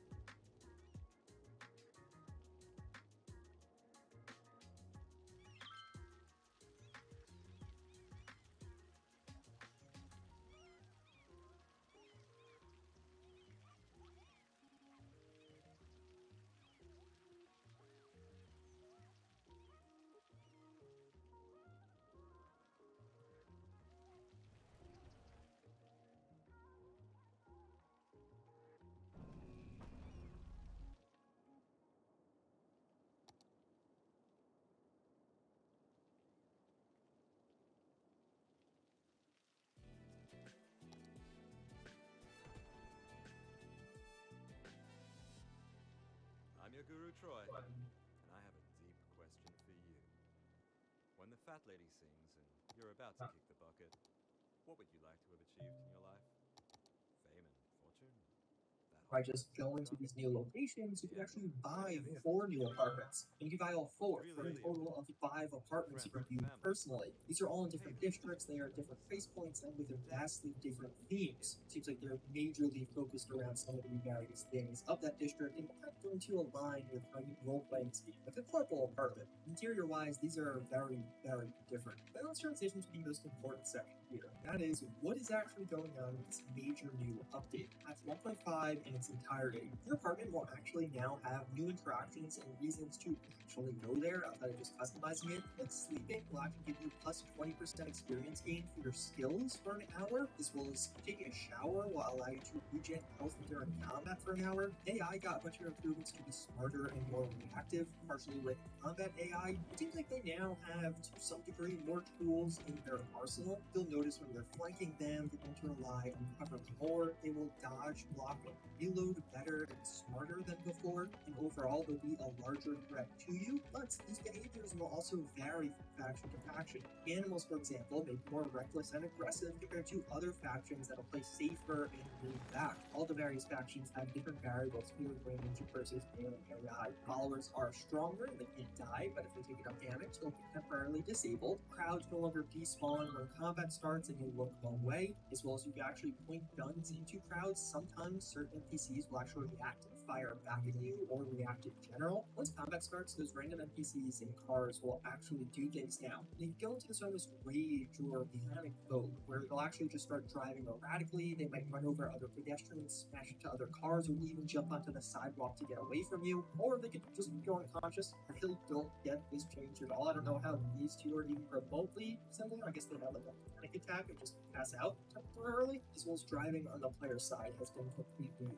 overhauled. Cars feel different, more weighty, there's clutches, as well as a ton of mechanics around this. You do burnouts, donuts, and even drifting to some degree, as well as motorcycles having neon rims. The perk tree is completely overhauled. You actually got all of your perk points refunded to you, so if you're playing an existing character, you'll notice all of your perks refunded, as well as a ton of new and completely changed perks. This also applies to clothing item mods. Mods got completely reworked with clothing, and all of them are going to be removed from your existing clothing, so you have to redistribute them, as well as certain clothing mods will actually only be applicable to certain pieces of clothing going forward. An example, evasion is kind of removed from this game because they are completely different in 2 separate stats. You now cancel the reveal position hack if you have a certain bit of cyberware or by damaging who that runner is doing this. Enemy NPCs can actually spawn with applicable camo. You cannot use cyber psychosis on cyber psychos anymore. You can actually text some of your romance partners, and there's some additional interactions at those romance partners' apartments, like sleeping with them. You can reject phone calls from people you don't want, and you can actually make it so certain people around certain gigs will never call you. Fixers now have a reputation system and a set amount of jobs available at one time, not everything available right off the bat. The more jobs you do for them, the more rep you gain, the more jobs you unlock, and at the end, if you complete every job, you actually unlock a special item from that fixer. Weather is going to vary more often and more consistently now. There's less loot in the world, there's less loot lying around,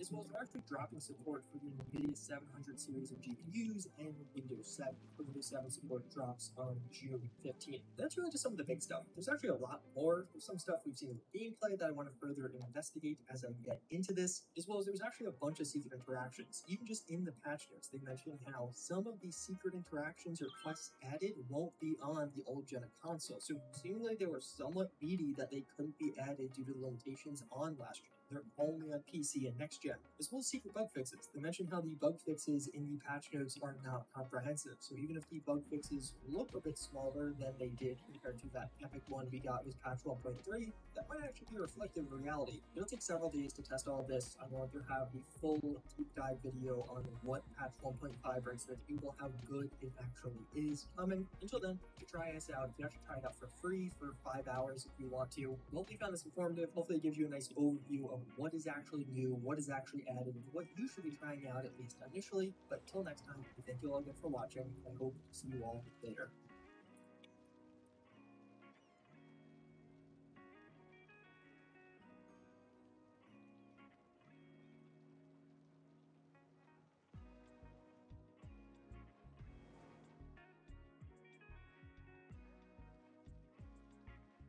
Tech is becoming an expensive hobby.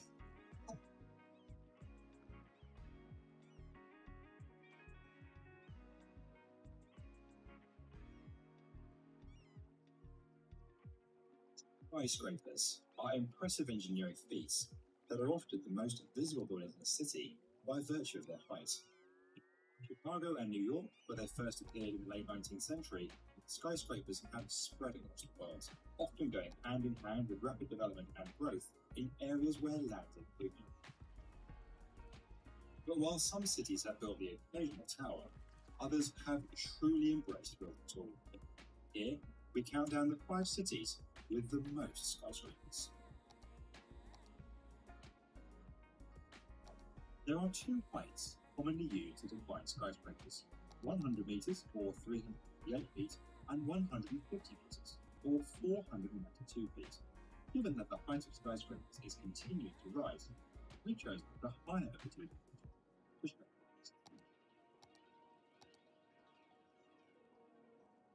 We kick off with the first of 2 cities in China and a total of 4 in Asia who have made our list. Like many Chinese cities, Shanghai has seen rapid development over the last 30 years.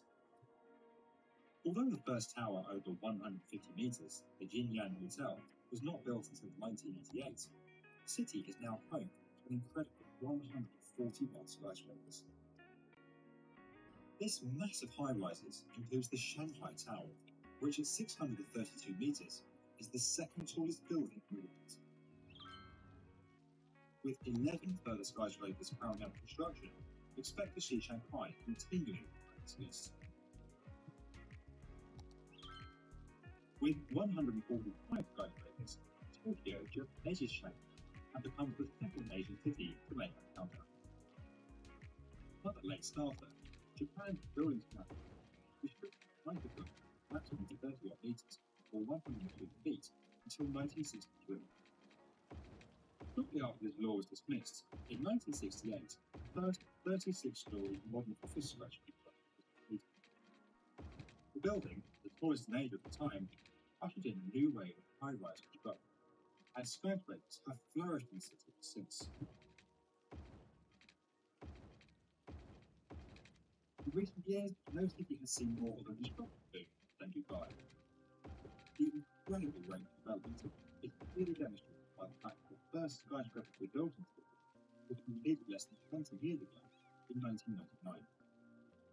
This building, the distinctive Burj Al Arab, paved the way for an unprecedented wave of skyscraper construction. Since this date, the city has built an average of 10 skyscrapers a year, including, of course, the Burj Khalifa, which at 828 meters, or 2,717 feet, is the world's tallest building. This spate of development has shot Dubai up our list to 3rd place, with a staggering 176 skyscrapers. The city also looks set to improve its ranking in the near future, with a further 44 towers currently under construction. Taking 2nd place is the sole North American representative and the only city outside of Asia to make the countdown. With 10 towers to record the title of world's tallest building at some point, New York is a city synonymous with skyscraper. Since the 187-meter or 614-foot Singer building was completed in 1908, New York remained the city with the most skyscrapers for around 100 years, before being overtaken in the 2000s. New York is now home to 257 skyscrapers, the highest of which is the 541-meter, 1,776-foot One World Trade Center.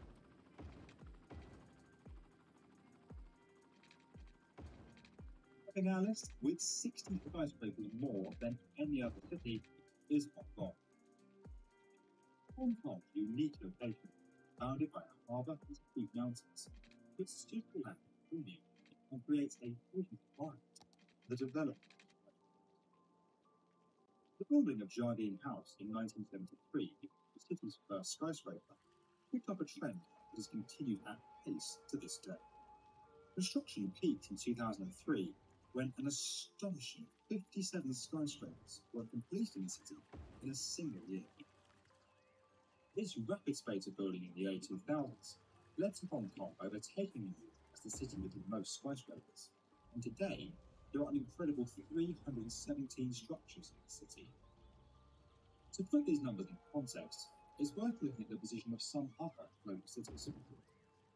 Chicago, home of the first skyscraper, is 6th on the global list with 119 structures. Melbourne leads the way in Australasia with 40 skyscrapers, but ranks 26th globally. And with 17 skyscrapers, London comes in 54th on the list. If you enjoyed this video and would like to get more from the definitive video construction, subscribe to the video now.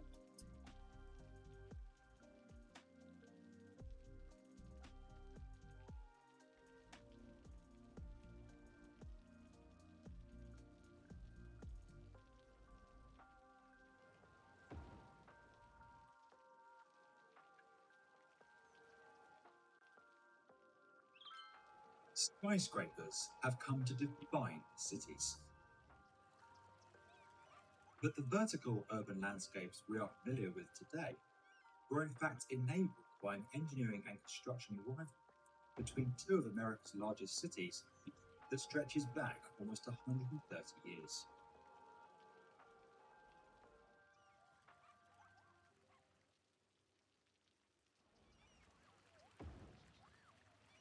Up until the 19th century, tall buildings were largely limited to military fortifications, bell towers, and religious structures that used their height for strategic, ornamental, or spiritual purposes.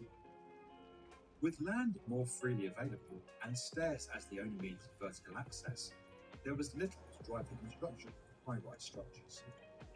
Additionally, the practice of building with external load-bearing walls caused structures to thicken at their bases as they grew taller, reducing floor area on the more desirable lower levels. The Industrial Revolution drove significant growth in urban areas and introduced new innovations into the construction industry. In the midst of a booming recovery following the Great Fire of 1871, availability of land in the city of Chicago forced developers and engineers to embrace these new innovations and to begin building upwards.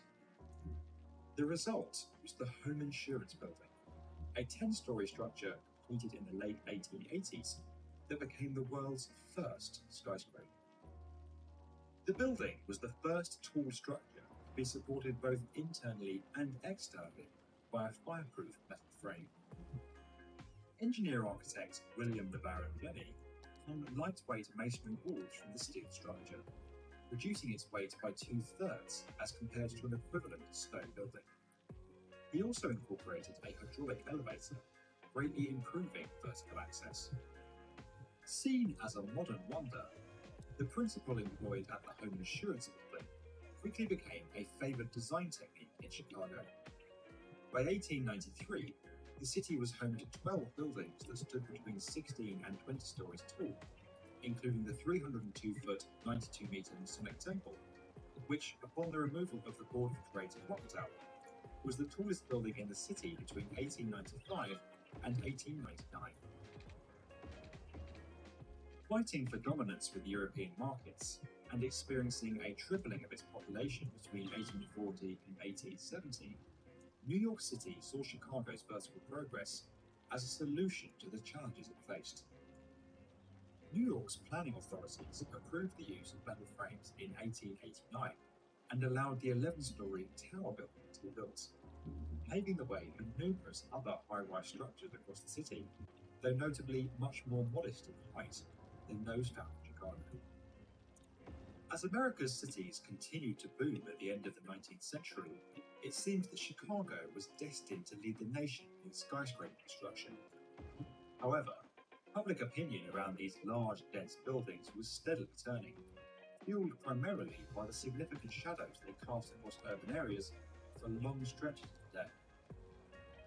The Panic of 1893 was a key turning point. Regulations were introduced that limited the height of new buildings in Chicago to just 150 feet or 43 meters, in an effort to allow completed vacant buildings to become occupied following the downturn.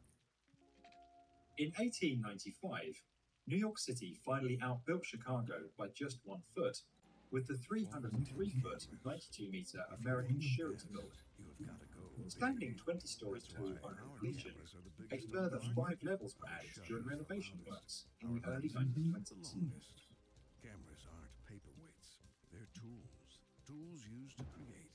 In fact, While steel the most frame truck valuable units were now camera being is built the one across that the you're United afraid to take States, outside. in cities such as Called Boston, tech. Baltimore, and San Francisco, construction in New York City went into mode.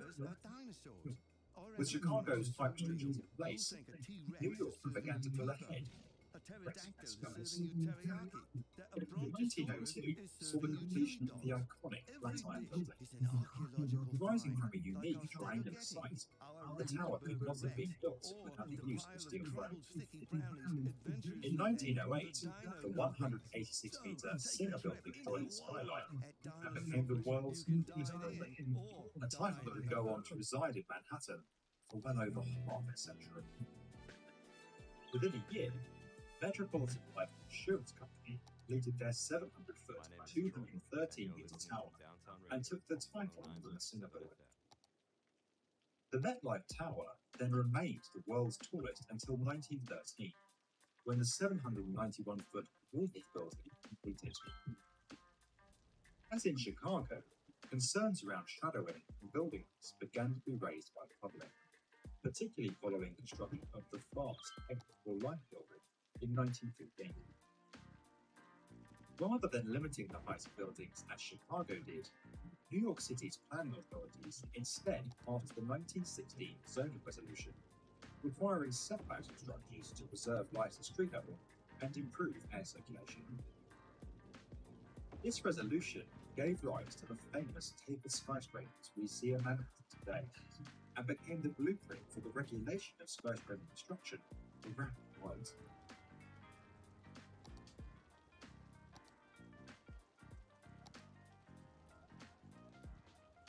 The First World War, construction once again boomed across the United States. With height limits imposed and limited development undertaken during the war, Chicago faced a shortage of office space, which saw rents double. In response, the city's height limits were raised to 260 feet, or 79 meters, whilst ornamental features were permitted to stand up to 400 feet, or 120 meters high.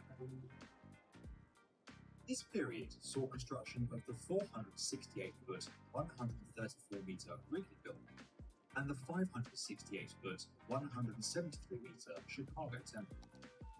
However, despite Chicago's progress and relaxation in restrictions, New York City's dominance began to prove concern. Back on the East Coast, and despite the Great Depression beginning to bite, the 928-foot, 283-meter Bank of Manhattan Hospital, now known as 40 Wall Street or the Trump Building, was completed in 1930. This structure held the title of world's tallest building for just a few months, before being overtaken by the 1,050-foot, 320-meter Chrysler Building, which completed the same year. In 1931, the 1,250-foot, 381-meter Empire State Building was completed, but remained largely vacant in its early years as a result of the economic downturn. The Depression, followed by the Second World War, marked the start of a global dry spell in skyscraper construction, and the Empire State remained the world's tallest building for the next 40 years.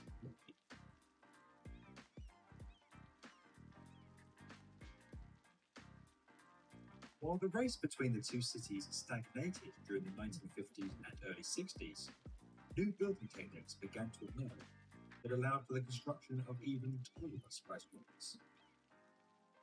While elevators had transformed vertical access and made countless tall buildings viable, their use had also become a limiting factor. As skyscrapers grew taller, more space was required for elevator shafts, reducing vertical floor areas and rendering very tall structures uneconomical. New York City's World Trade Center overcame this barrier, using a system of stacked elevator shafts and sky lobbies to significantly increase lettable area. This new method of elevator configuration, combined with revolutionary tube frame structural design, that moved much of the building's structural elements to the perimeter walls, allowed the One World Trade Center tower to rise to a height of 1,368 feet, dethroning the Empire State and becoming the world's tallest building. A new wave of skyscrapers also began to emerge in Chicago. The 1,127-foot, 344-meter John Hancock Center became the city's tallest building in 1969 and was followed by the Aon Center in 1973, standing 1,136 feet tall. The Sears Tower, now known as the Willis Tower, went a step further with tube frame design. By treating the building as a series of interconnected tubes, the bundled tube system created an even stronger structure.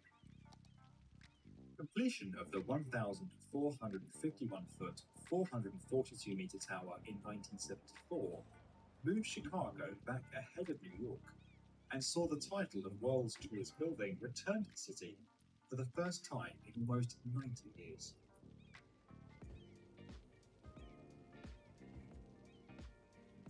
New York and Chicago's race for the skies cooled significantly around the turn of the millennium, as Kuala Lumpur's Petronas Towers became the world's tallest building in 1998, and as the nation bounced back from the terror attacks of 2001. Much of the first 15 years of the 21st century saw Lower Manhattan's Ground Zero site be developed, and the new One World Trade Center reach a height of 1,776 feet, nodding to the year of American independence and becoming the tallest building in the United States. Today, a new wave of skyscraper construction is erupting in these cities, and the race for the skies has taken on a truly modern one.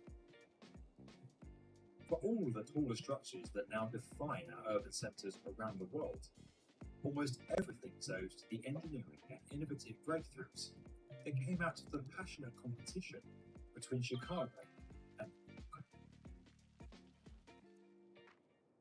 If you enjoyed this video and would like to get more from the definitive video channel for construction, subscribe to the B1M.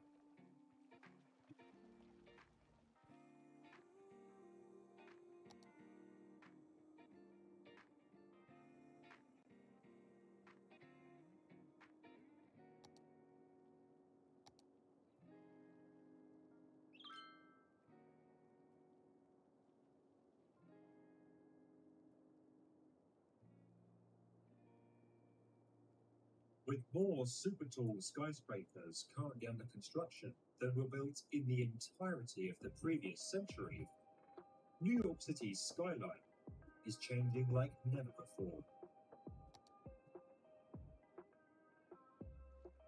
While the iconic Empire State and Chrysler buildings have dominated Midtown since the 1930s, one of the largest buildings New York has ever known is about to join this skyline.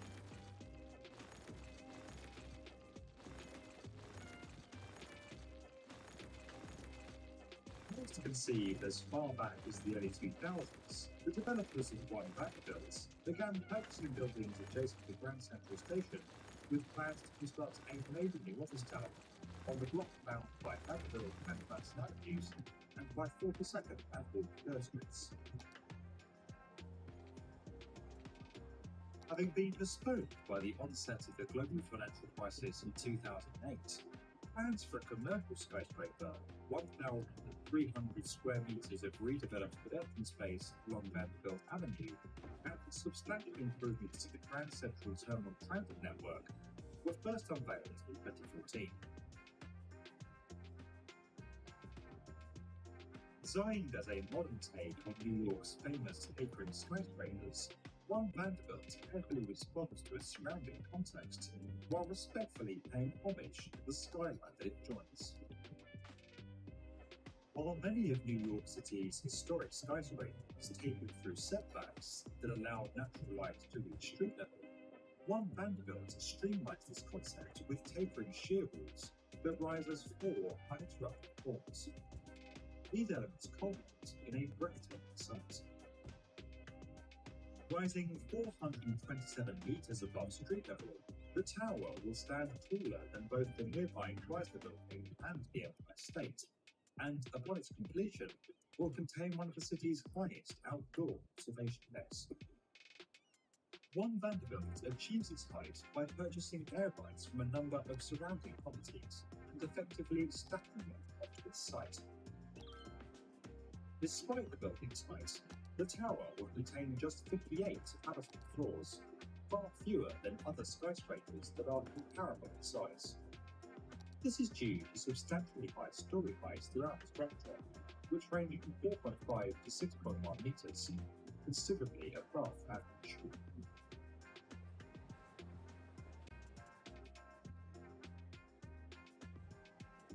Rising directly alongside one of the city's most historic and well-known landmarks, the base of One Vanderbilt has been carefully designed to improve pedestrian access around Grand Central Station, while nodding to the terminal's heritage. The new skyscraper's base is formed from a series of angled cuts that create a visual procession from the tower to the station's grand facade, while a striking sloping ceiling rises 32 meters above street level, opening sightlines to the terminal. In addition, the glass and terracotta materials employed across the tower's facade are back to those used during the early 1900s, when the station was first constructed. Significantly, New York's Metropolitan Transit Authority required developers to undertake major improvements around Grand Central Terminal as part of their projects. From pedestrianising Vanderbilt Avenue between 42nd and 43rd Streets, to improving links between the subway and rail networks, and allowing for the construction of the Long Island Railroad's East Side Access Project, One Vanderbilt's construction will ultimately enable a further 65,000 commuters to use the station each day. At a cost of $220 billion, these improvements are by far the largest private contribution to New York's transit system to date. With demolition of the existing structures of the site commencing in 2015, works to excavate down by 15 meters and remove some 46,000 cubic meters of material began in February 2017. Constructing a major new skyscraper on a relatively small site in the middle of one of the world's most densely occupied cities is far from easy, and the challenges of logistics played a key role in how the tower was built. Conventionally, the multiple concrete pours needed to construct One Vanderbilt's foundation mat would have taken place over a number of days, causing congestion and disruption in the surrounding area over an extended period of time. To avoid this, the project team coordinated a single continuous pour using 4 concrete reps and 420 concrete trucks over a condensed and highly intensive 18-hour period. Activity that the building's developer claims was the largest concrete pour in New York's history. With foundations in place, the tower's steel frame began to rise, reaching ground level in October 2017 and moving ahead of schedule to reach the 9th story level by February 2018.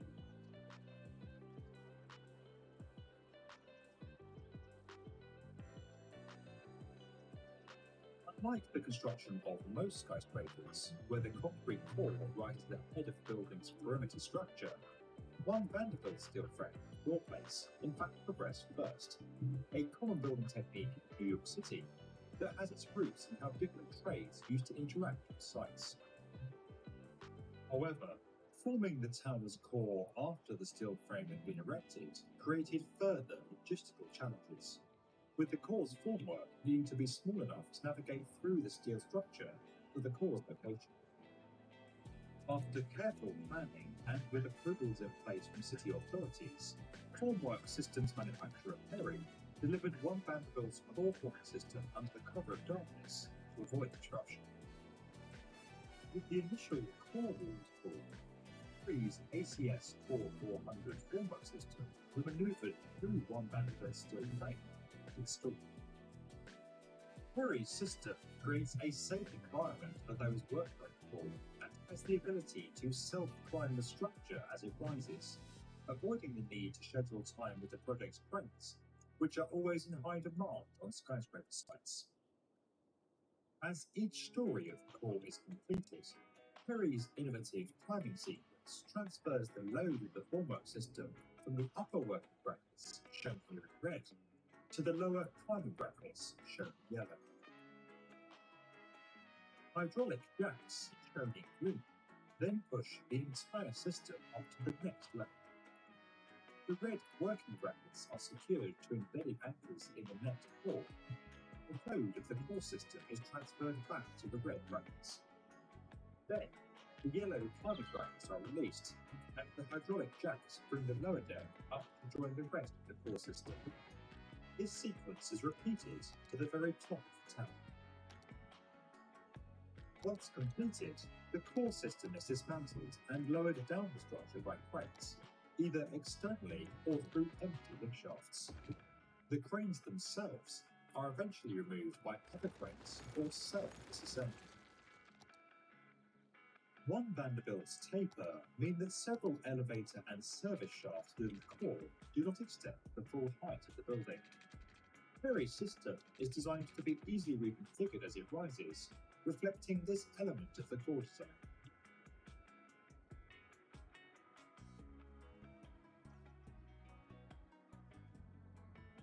Mindful of the environmental impacts that urban development can have, developers and engineers have gone to considerable lengths to ensure that One Vanderbilt is at the forefront of sustainability, both in terms of design and construction delivery. Despite the scheme requiring an extensive amount of demolition works prior to construction, the project team sought to recycle 75% of demolition waste and used an extensive tracking system to identify locally sourced materials, minimizing transport emissions. Additionally, the steel rebar used in the tower consists of 90% recycled content, a significant step up from the standard 60%, and the use of industrial byproducts such as recycled slag and fly ash in One Vanderbilt's concrete mix helps to further reduce the structure's impact. Internally, the tower features a 1.2 megawatt cogen system that contributes to heating and cooling requirements, while floor-to-ceiling windows and column-free floor plates maximize natural light, reducing the extent of artificial lighting needed during the day. The development also features a 22,000-litre rainwater recycling system and ultra-high efficiency fixtures, reducing the tower's water consumption by a remarkable 40%. Together, these systems put the skyscraper on track to achieve both a LEED Gold and a WELL certification when it completes in 2020. At a cost of $3 billion and nearly 2 decades after it was first conceived, One Vanderbilt is now beginning to make its mark on the world's most famous skyline. A highly impressive scheme that blends heritage with sustainable design and engineering ingenuity to prove the city's continuing expertise in skyscraper construction. I'm your guru, Troy.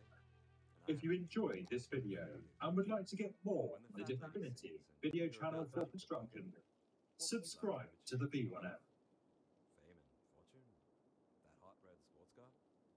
In the end, do any of these things really matter? What's really important is your friends and your family. Pay them the attention they deserve today. Here's the question.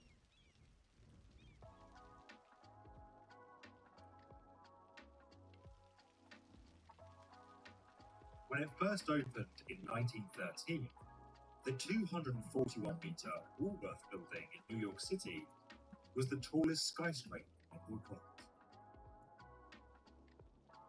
Providing 57 stories of commercial office space within its neo-Gothic-inspired design, the building was seen as a monument to capitalism and quickly became dubbed the Cathedral of Commerce. Though it lost the title of the world's tallest tower in 1930, the Woolworth building remained an iconic symbol of New York throughout the 20th century, gaining national landmark status in 1966. However, As the 21st century dawned and commercial office environments evolved, the tower's appeal became limited by its own design. In response, developers looked for ways to reinvent this iconic structure, retaining its heritage while making it viable in a new age.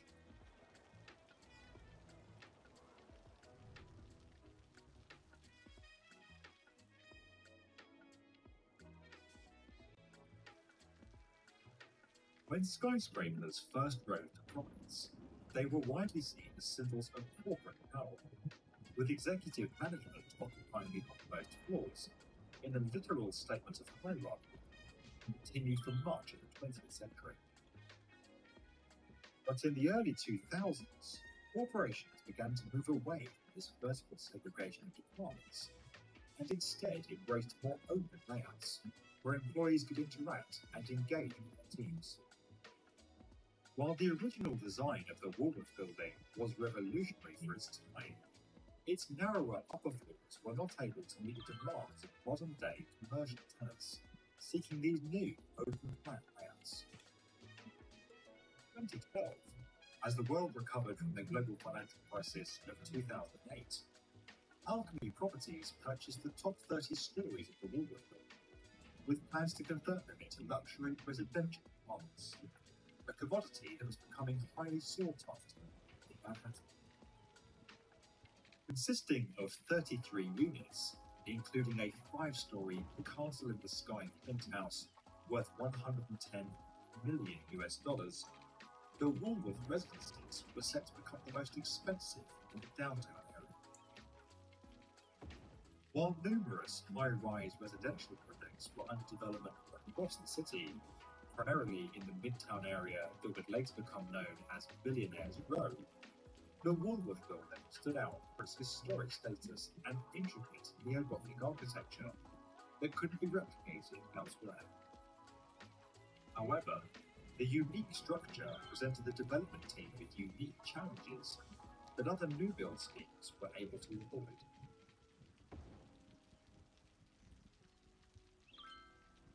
The highly built-up surroundings and ornate design of the Woolworth building meant that erecting a crane adjacent to the tower or on its roof was simply not possible. Apparently, the lower 28 levels of the building, occupied by commercial office tenants, were to remain in use throughout the conversion years of the residences. To overcome these challenges, the project team had to ensure that all materials and equipment specified could fit within the internal link shafts of the tower before installation of their intended floor.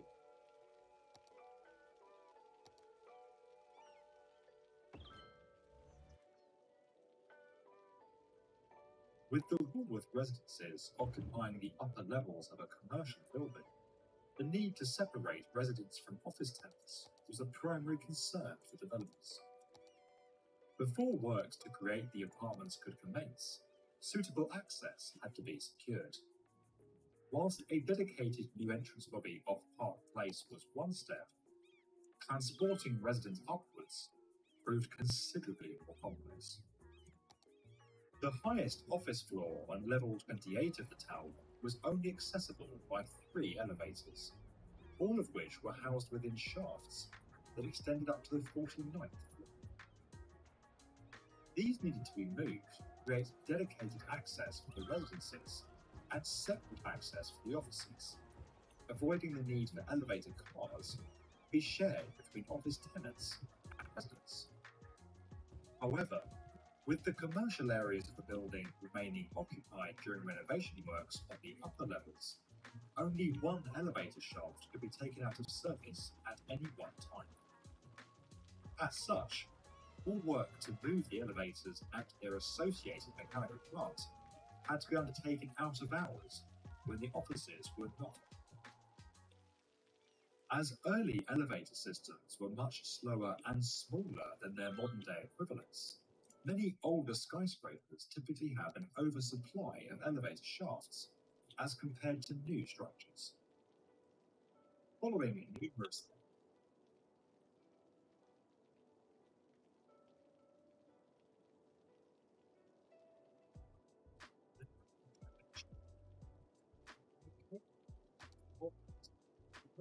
efficient residential layout. Rover complex, the 4.9 meter wide disused boiler flume, which ran the entire height of the building, was repurposed as the residential elevator shaft, allowing for larger cars and access from the basement car park to the highest floor. Works to remove the 13mm thick steel flume were carried out by a worker being lowered into the duct and burning away pieces of steel from within, before lowering those pieces down through the shaft. In order to accommodate the new higher speed elevators for the residences, deeper elevator pits were required to allow for overruns in the shafts. To construct these, 4.9 meter deep holes were excavated in the building's basement, extending 2.4 meters below the waterline. To avoid soil collapse and water quickly filling the pits during excavation, ground was first injected into the soil to once complete, the pits were watered and lined with cement to This is prevent Jimmy leaks. Fry's coming to you from Studio 2. Whoa, whoa! Looks like someone's horsing around. That's okay. With Easy, its easy, conversion boy. commercial They'll play your favorite hits, give out drink prizes, and laugh their way through your commute. Jimmy and the Stallion. Stable entertainment only on Cities Radio. Making use of the disused elevator shafts, engineers were able to bring all services Say up cheese, to it's street cheese level to weekend. the Big bite 29th burgers and floor, fries. All this week, in addition to our bypassing regular the menu, try commercial our all-you-can-eat crowds signature sides, or like our famous branching bowl off full of to melted eat cheese, served residents. steamy and bubbling. It's the bottomless chubbler, or our Provide New sufficient Orleans-inspired pork merit sandwich, the and Big Cheesy exotic Lee, and our power signature flagship, the before spicy blue the cheese top routes jalapeno around cheese this burger. summit were So hurry adapted in and to get them while house they the last. product After shafts, all, why take a which little could bite service when you the can upper take a floors. big bite? 哎呀，这个帧数啊，帧数没救了。 This is Troy Anderson, and you're listening to Downtown Radio on 109.7 FM. Can you feel it in your heart? Of course you Is can. unlike any other New York. 你看看现在几年 With 了？ 3 bedrooms, 现在2077年了哈，现在2077年了， observation deck, 现在已经2077年了。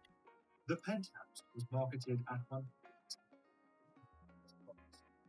more than double 朋友 the 们， previous record, most expensive downtown. To create this luxurious space and meet New York's natural light and air requirements, 2077了呀！ needed to secure permission from the Landmarks Preservation Committee to 你们 expand 看这 this 是不是 area 还挺像样？ and add 6 additional trailers. These adaptations, along with the removal of half of the 那肯定啊，这游戏优化本身它优化就这样， and 所以目前来说你再牛逼的电脑照样是这样，这是一点办法也没有。 resistant 啊，这点是一点办法也没有。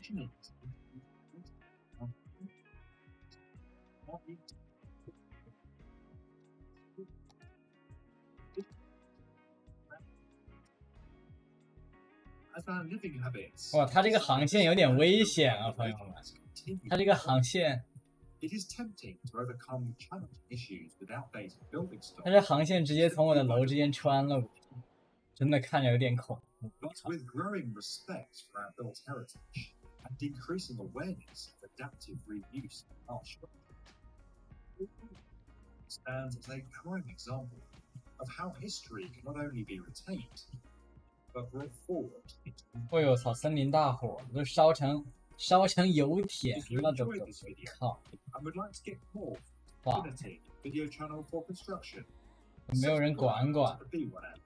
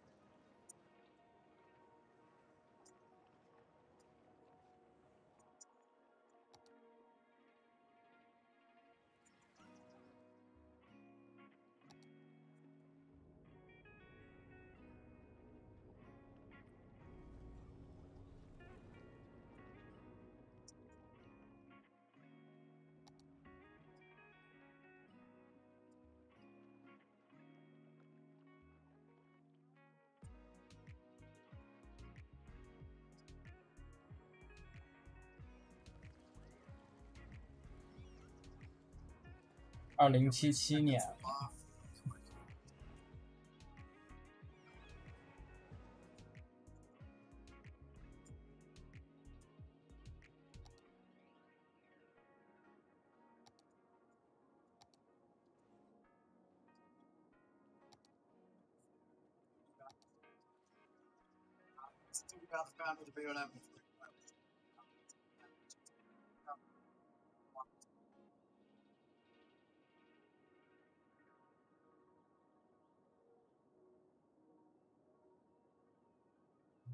In the middle of a global pandemic, the UK laid out a bold vision for its future, and its fate lies in the hands of construction. 我们看一下渔业，现在还没开始。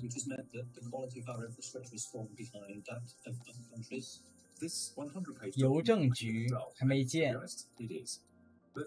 好，工业区。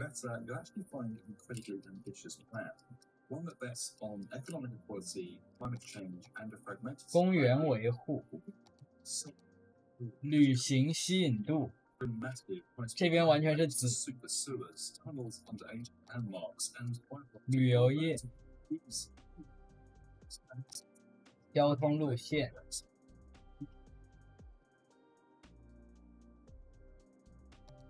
灾难预测。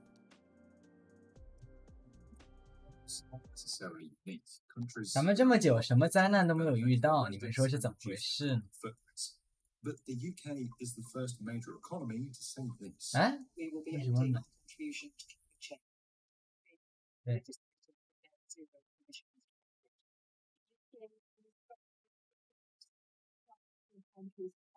Globally, having official governmental commitments on the carbon emissions, will that be enough? I think that's a really interesting question. With economies reeling from the pandemic, the UK government is betting that strategic infrastructure investment can help create jobs and promote spending on materials. Well, I always refer to the National Infrastructure Strategy as a once-in-a-generation transformation. 你全程死人似的，那遭不住了。And quite literally, is an ambition to build back the country. It's backed by hundreds of billions of pounds. In fact, the UK is investing the highest levels of public funds since the late 1970s. And it's set up a new infrastructure bank to co-invest in projects alongside the private sector. 我要干一件事情。我要干一件事。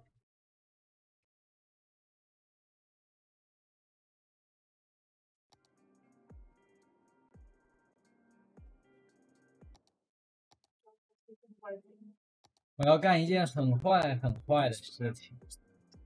Taking the 530-kilometer high-speed railway is currently Europe's. 我存了个档，那么存档是为了干嘛呢？存档是为了干什么呢？我想大家都应该知道是要干嘛。首先我们要按照顺序了啊。第一，当然是地震，但本次地震呢？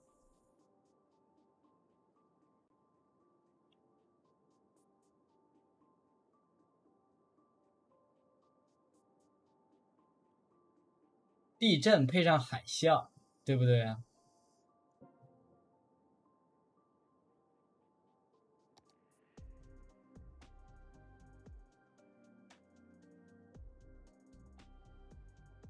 地震配上海啸。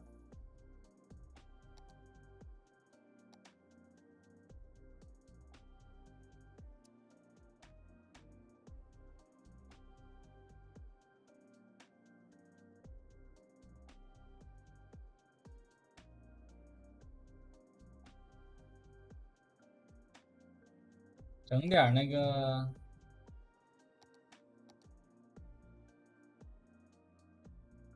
随便来几个，因为我们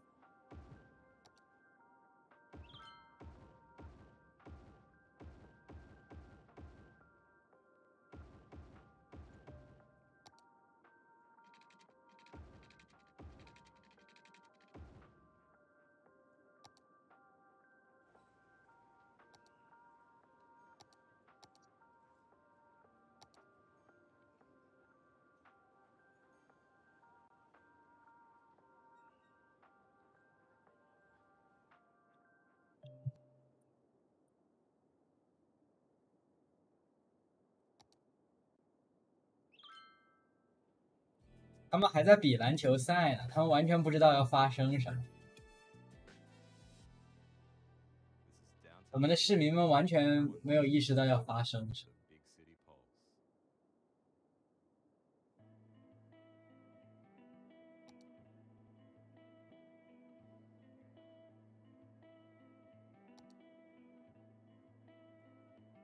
但不管有没有意识到，他都要来。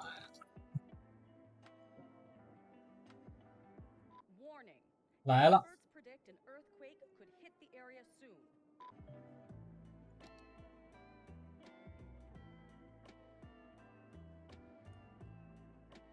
来了。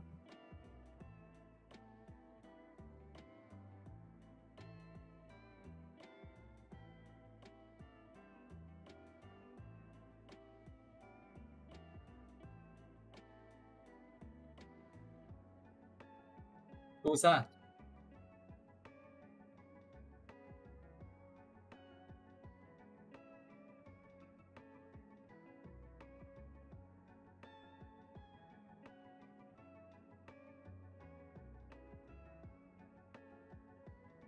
紧接着地震的呢，肯定就是海啸。地震来了。An earthquake is occurring. Don't panic and wait for help if you are in the affected area.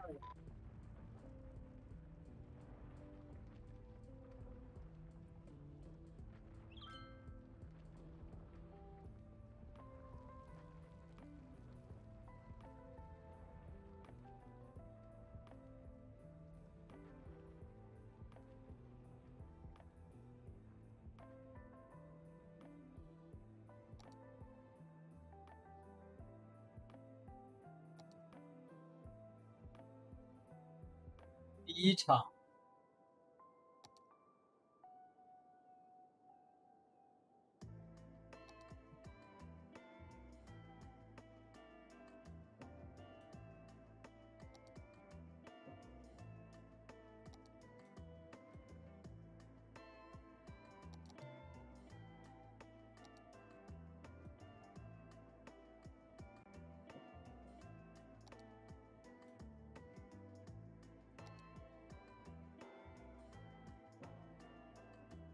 开始了，朋友们。Warning.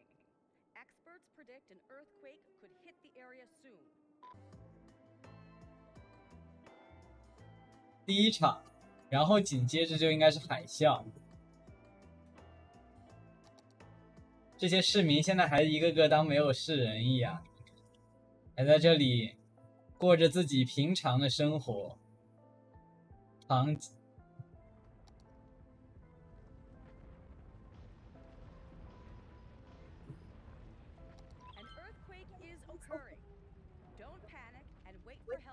You are in the affected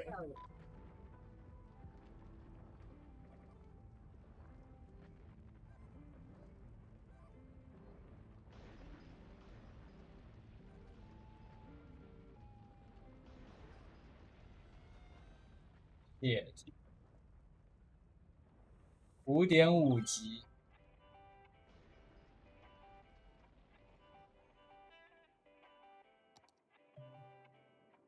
一道裂谷，一道裂谷。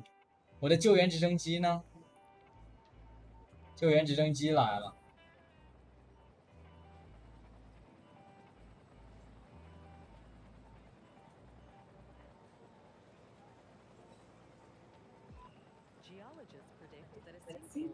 Strike at any moment, residents should take precautionary measures. Warning. Experts predict an earthquake could hit the area soon.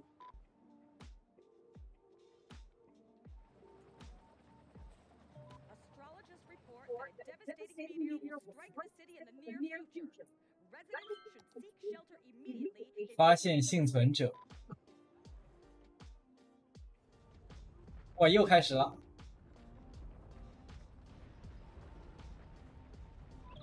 Sinkhole has occurred somewhere in the city. Stay out of harm's way and contact authorities with any information. An earthquake is occurring. Don't panic and wait for help if you are in the affected area. A meteor strike has occurred. Avoid the impact site and head to shelter if any is available.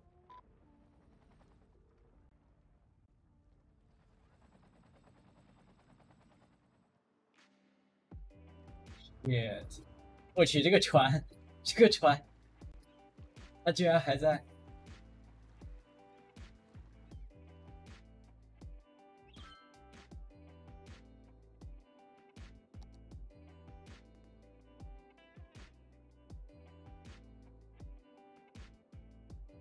海啸呢？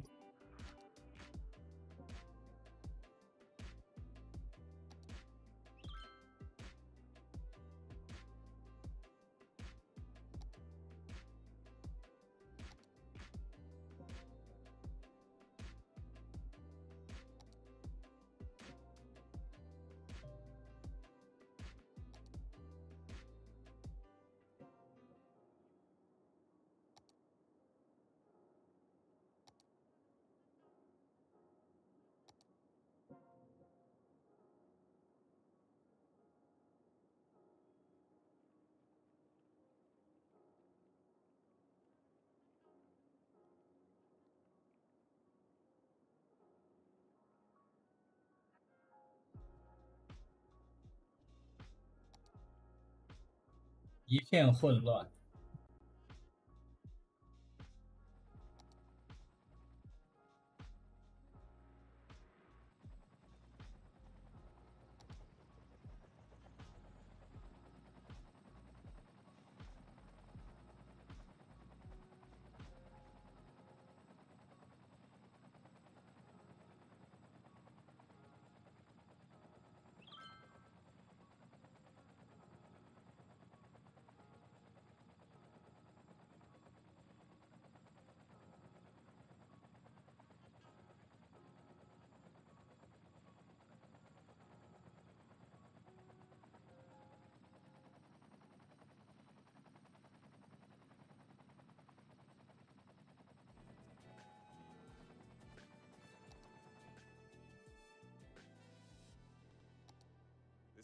Downtown Radio, and I'm your host, Troy. I feel good today. You know what? I have the best of. Meteorologists are issuing a thunderstorm warning for the coming days. Citizens are advised to stay indoors. Astrologists report that a devastating meteor will strike the city in the near future. Residents should seek shelter immediately if any is available. Meteorologists have issued a severe tornado warning for the area. Residents should seek shelter immediately if any is available. Warning. Experts predict an earthquake could hit the area soon. A thunderstorm is battering the city. Stay indoors until the storm has passed. A meteor strike has occurred. Avoid the impact site and head to shelter if any is available. A tornado has touched down in the area. Seek shelter immediately if any is available. An earthquake is occurring. Don't panic and wait for help if you are in the affected area.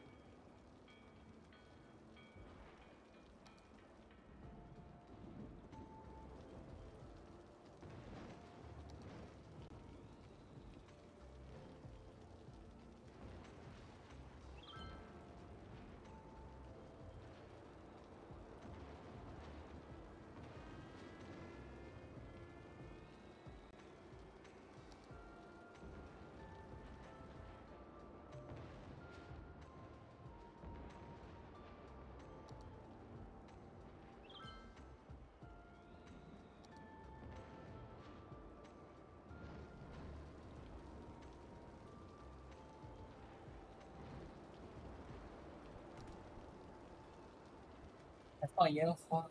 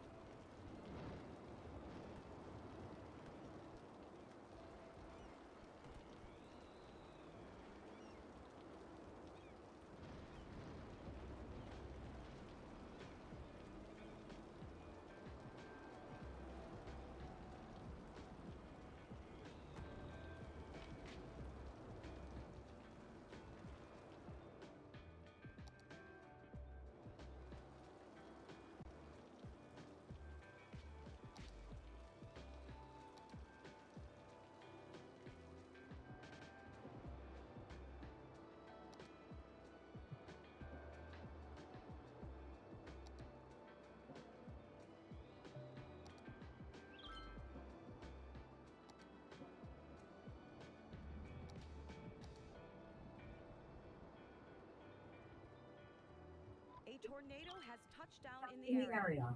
Seek shelter immediately if any is available.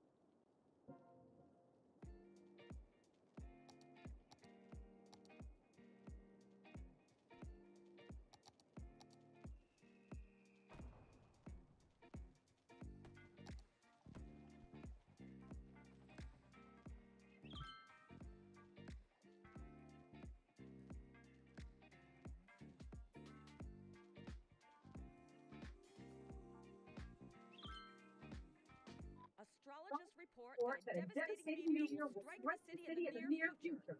Residents should seek shelter immediately if any is available. Warning.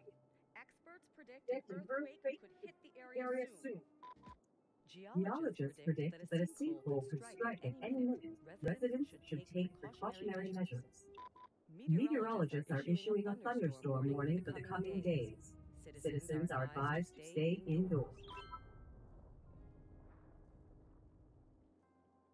A meteor strike has occurred. Avoid the impact site and head to shelter if any is available.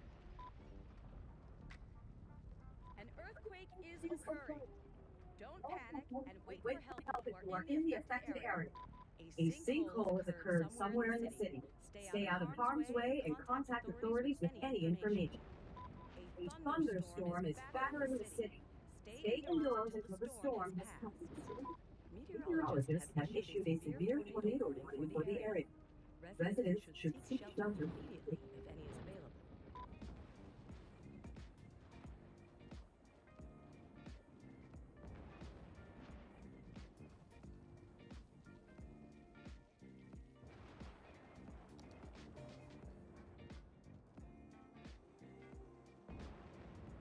A tornado has touched down in the area. Seek shelter immediately if any is available.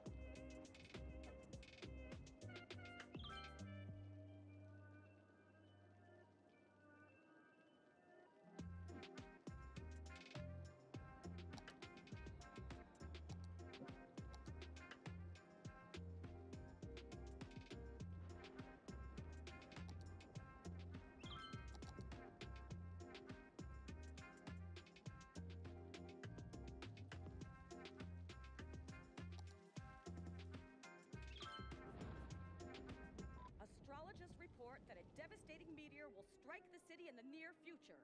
Residents should seek shelter immediately if any is available. Warning. Experts predict an earthquake could hit the area soon. Geologists predict that a sinkhole will strike at any moment. Residents should take precautionary measures. Astrologists report that a devastating meteor will strike the city in the near future. Residents should seek shelter immediately if any is available. Meteorologists have issued a severe tornado warning for the area. Residents should seek shelter immediately if any is available. A meteor strike has occurred. Avoid the impact site and head to shelter if any is available. An earthquake is occurring. Don't panic and wait for help if you are in the affected area. A sinkhole has occurred somewhere in the city. Stay out of harm's way and contact authorities with any information. A tornado has touched down in the area. Seek shelter immediately if any is available. Astrologists report that a devastating meteor will strike the city in the near future. Residents should seek shelter immediately if any is available.